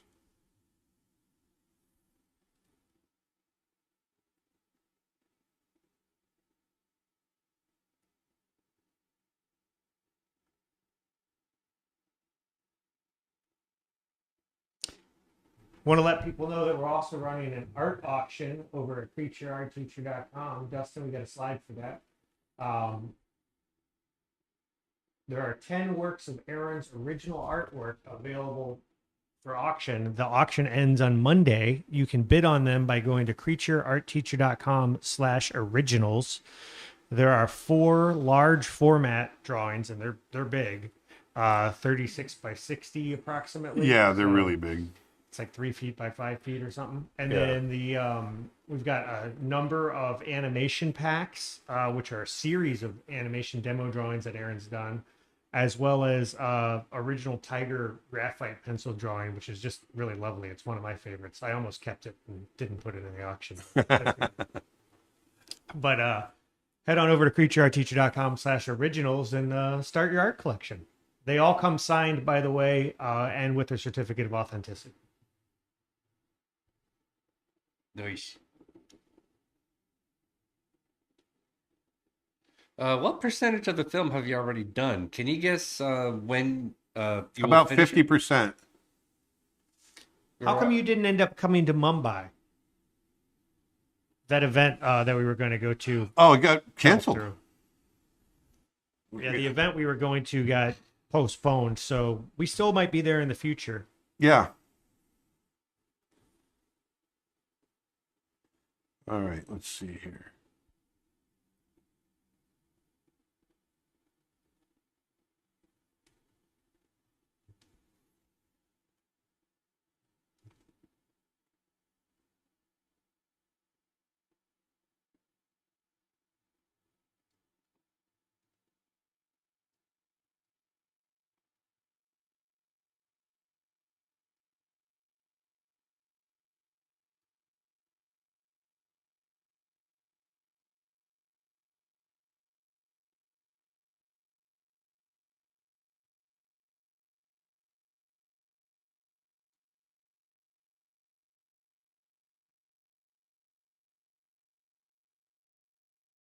How much has Walt Disney himself influenced your art or approach throughout the years?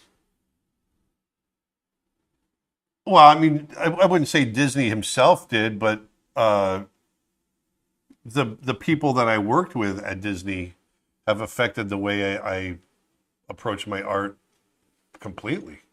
I mean, certainly you wouldn't have had a job had Walt Disney not been around. So Right. There's that. But he was dead before you were even alive. So yes. you never knew each other directly. I mean, you could say he created an environment of creativity that, very much you benefited from, right? Absolutely.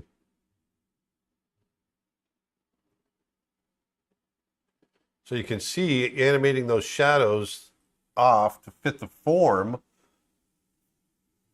We're getting there.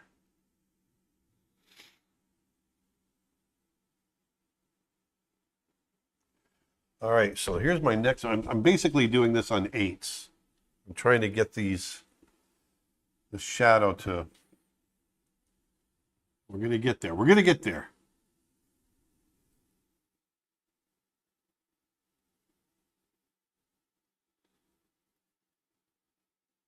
This is a little, now once we start getting into this angle, it's a little easier to see.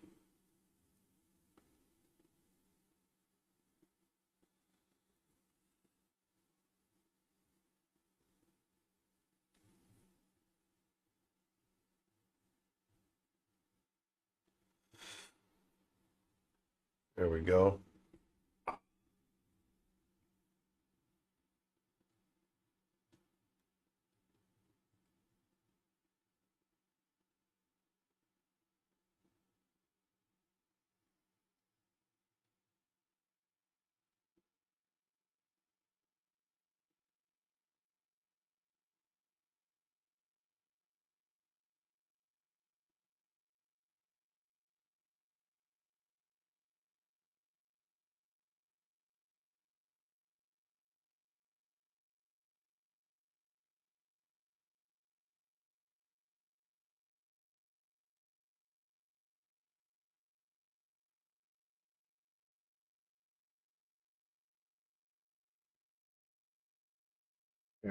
There we go.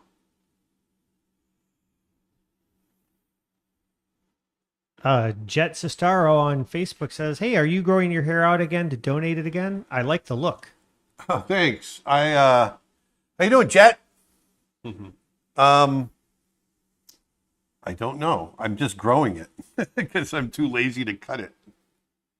So the situation is Aaron is a creature of habit. And Yes. the person that he likes that cuts his hair is an hour away now. And I just don't it's a feel pain to go I don't there. feel like finding someone else. Yeah. So he's just not going to do it. Exactly. And everyone can just deal with it.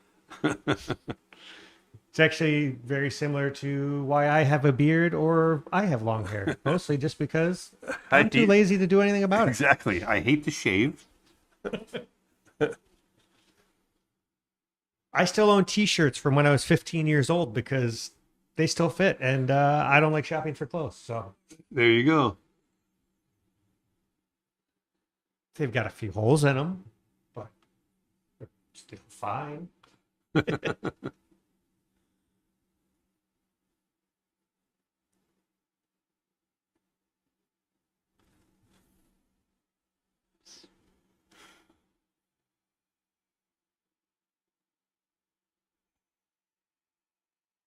Maybe we'll cut your hair on a future live stream, someone says. Yeah.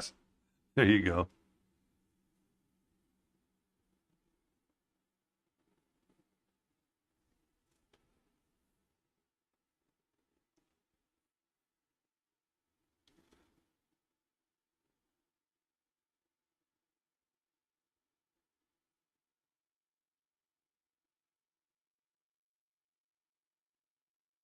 Aaron, is AI art a dirty word to you?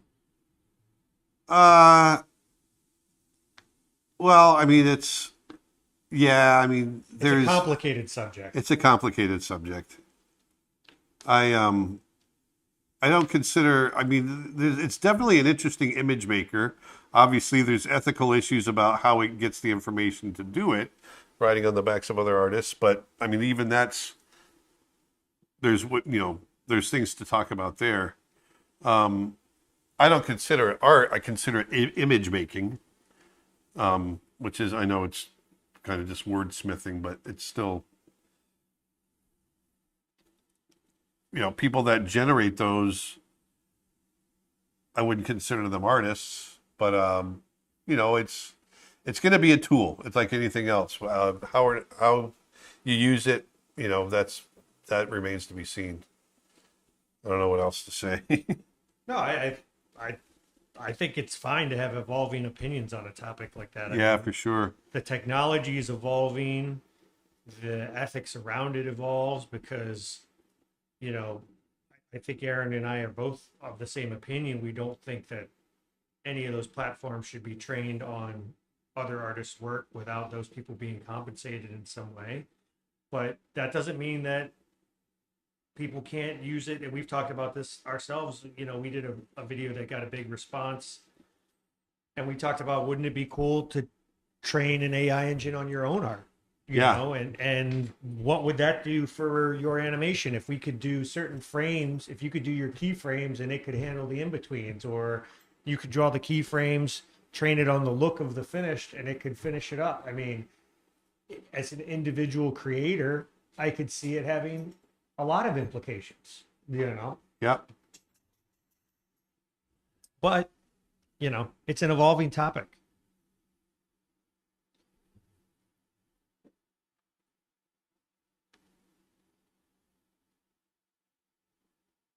But and as you said in another video, the existence of AI art is not going to stop you from making art.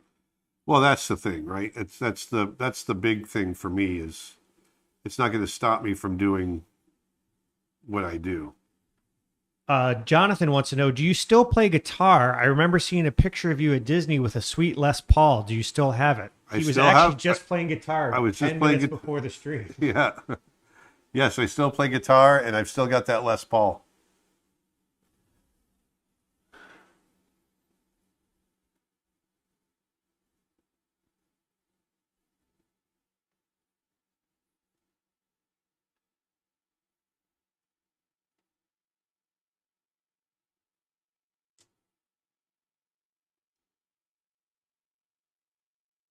Do that right.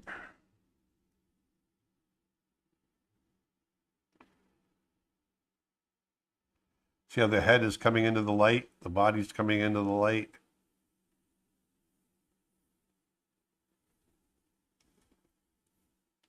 These transitions, these get complex, or they can be complex.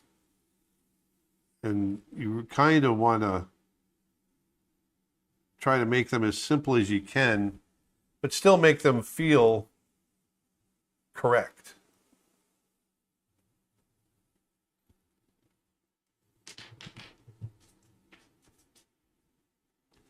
So here it's kind of animating off.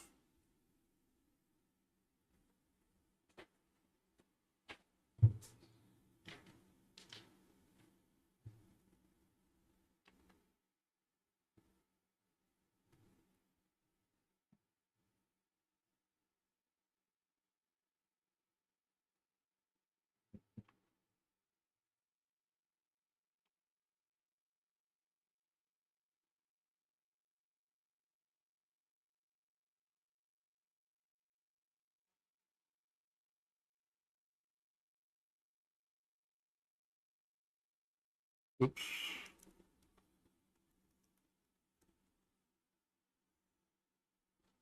Instagram question: do you prefer animating? We already got that straight ahead or pose to pose. Do you have a preference? I guess.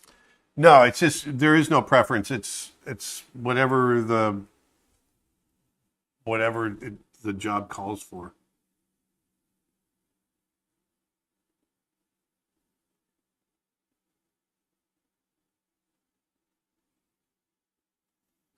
Another Instagram question: how do you show so much weight in a bear like that? Have you ever lifted one? Nope, never lifted one. But it's that's the thing about animation or character animation. It's really all about putting yourself in the shoes of that or so to speak, in the body of that character that you're creating. And so much of it is just feeling it. Look at that. See, coming into the light. There we go. Who would win in a fight, a bear or Adobe Animate? I don't know what that means. I think it's just the struggle of trying to animate a bear using Yeah. Adobe Animate. How do you balance playing guitar and drawing? Oh, I don't play that much guitar. Yeah, there's I- no balance. There is no balance. I wish I did play more guitar. I used to play a lot more, but since we've started this business, my guitar playing has kind of gone down quite a bit. Maybe that's what we'll start doing on Discord, guitar jams. Yeah, That'd be fun. Get Ronnie over here. it would be. Do you have any Steven? other artwork from when you were younger? I loved seeing the image of that parrot from a few streams ago. No, I don't really have much at all. I lost all of my artwork in a forest fire when I was in high school. I've got a few college things. We But gotta I really- find that ninja drawing your friend gave. I know. I can do that. That's We probably do. the oldest piece of Yeah. surviving art. That or the parrot. Funny.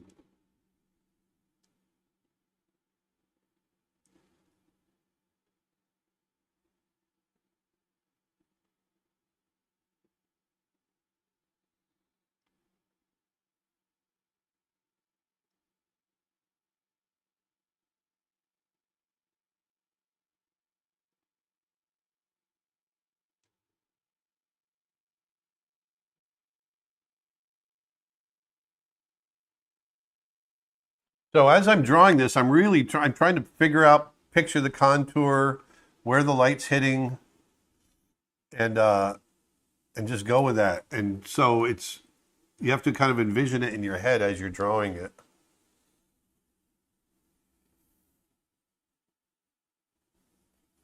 Now we got to figure out these weird in-betweens again. How often do you act out a scene when you're planning your animation, if at all? I don't often act out a shot.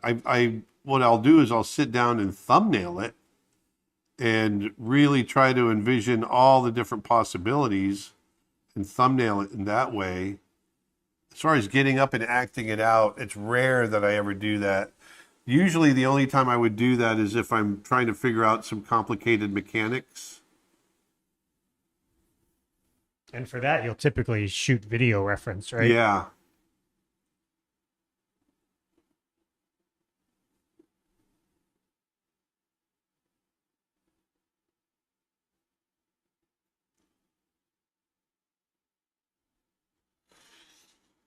All right, let's see here.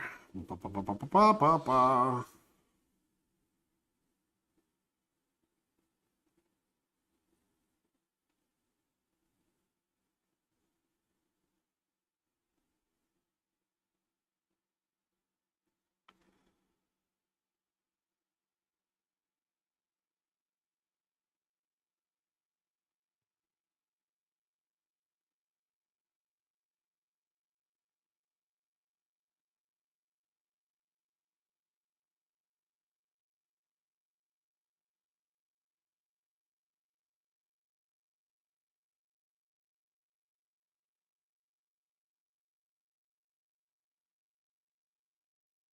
Yeah, we're getting this transition coming around nicely.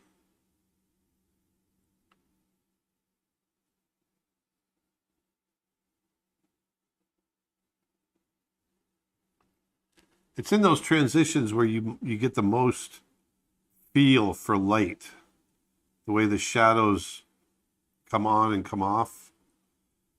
If you hit those right, that's when you get that really cool, like a light is lighting up an object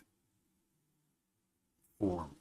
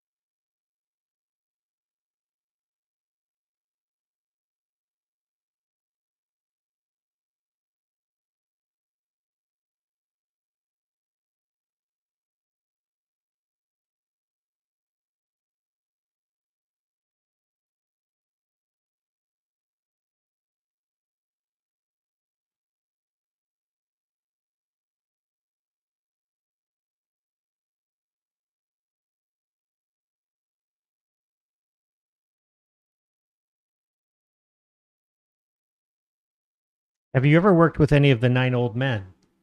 No, I never did. I got to meet them, but I never got to work with any of them, Shame. unfortunately. What's that? I was just saying shame. I know. I know he's technically not one of the 9 Old Men, but you did work with Floyd Norman, right? I did, yeah. Worked with Floyd. We worked on the same project together, I should say.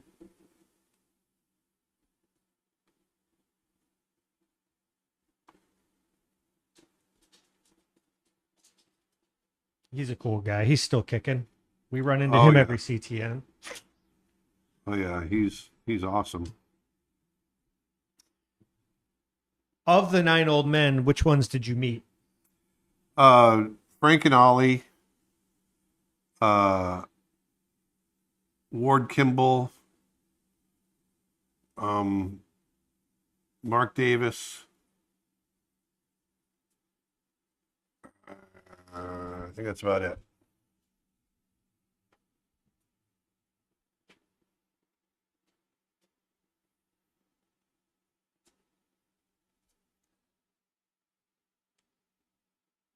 Do you ever bother with doing bounce light in animation?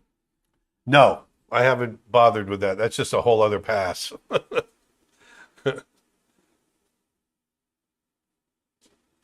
So here you can see him What about- turning into that light. Starting to feel pretty good. Yeah, that does feel great. That's kind of cool where that happens. Yeah, I like doing those transitions because, like I said, you get this really, it starts to feel like real light. But it's difficult because you got to think about that form and you got to make sure that the shadow you're creating on any particular drawing is able to be, you got to think about that animating. If you had to use a free animation program, what would it be? A free one? Probably pencil and paper. Yeah, that one, that for sure. But there is one called Pencil Yeah. that's free. You've played around with Flip a Clip, right? Yeah. We haven't tried animation in Krita yet. I've heard that's got some decent animation. I've heard really good things about Blender. Yeah, I don't know. I don't know anything about it.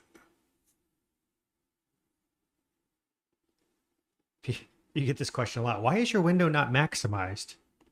Because that's just the size he likes drawing at. Yeah, it's just how I'm drawing.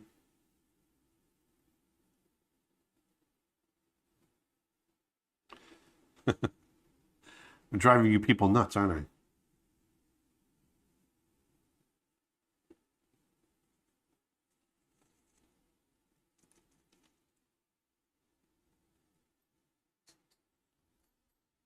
All right.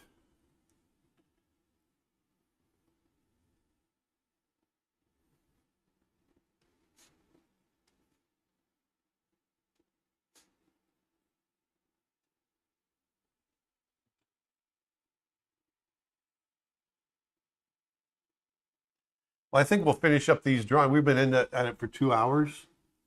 Maybe we'll finish it up after these few drawings.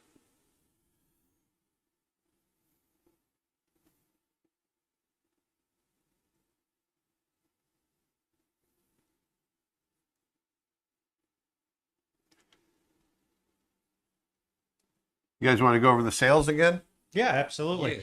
Yeah. We've got a big deal running over at Creature Art Teacher this all weekend long. It's Labor Day weekend, so we've got buy more, save more. So basically, the more classes, brushes, or photo packs you get at our website, the more you save.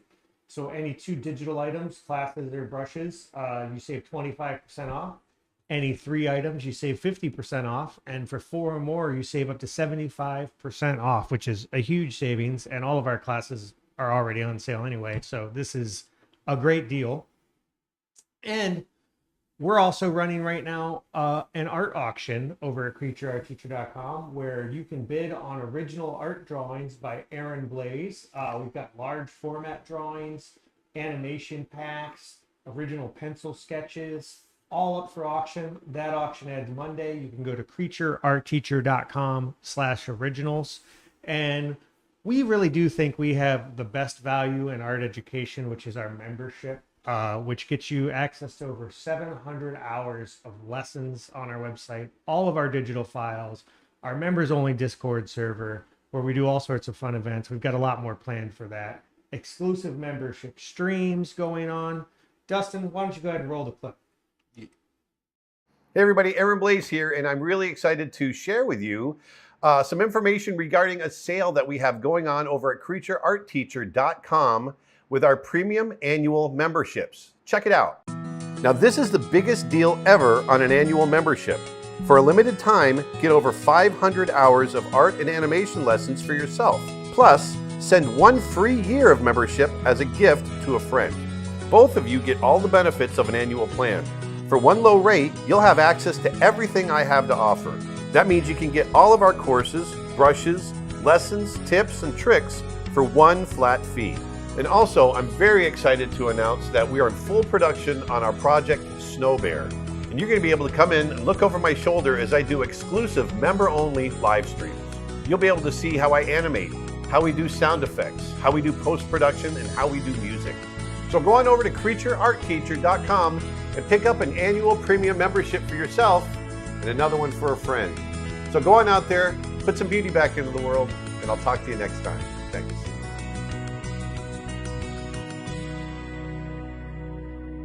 Back. Hello. And we're back. So yeah, that really is our best possible deal. It you know, we've got a bunch of people. We get all emails all the time from people thanking us for that membership, saying it's the best purchase they've ever made. And frankly, that warms our heart. But we've also, even more than that, we've got a bunch of letters and emails from people that have gotten jobs in the industry, you know, taking. Well, that's the one I love. I love hearing when people say, "Hey, I wanted to become such and such, or I wanted to have this job in art, and I started taking your classes, and I just got hired." You know, that makes me happy. I love what we do.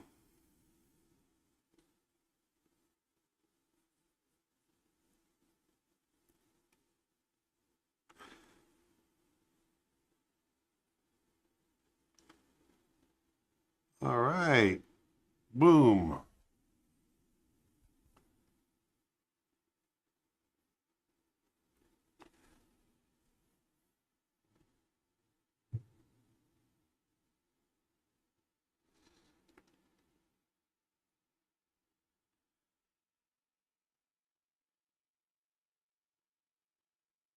So there we are.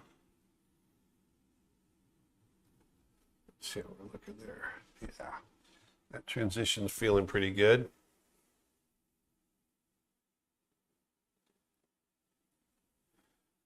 So we made some pretty good headway today. I think we got about 40 drawings done, 50 drawings. That's awesome. Yeah. Shadows just, they're a big time suck. They just take a long time. But you get a really great effect. And so, you know, getting that light effect is really going to help us for this shot, because I want there to feel like there's sunlight. Especially after having come out of what, you know, the first 3 minutes of the short, it's a lot of gray and blue and snow. But now when he makes his companion, I want it to be happier colors, more candy-like. And in order to do that, I want to have some sunshine in there too. So there we are. So making shadows in 2D animation. This is how we do it.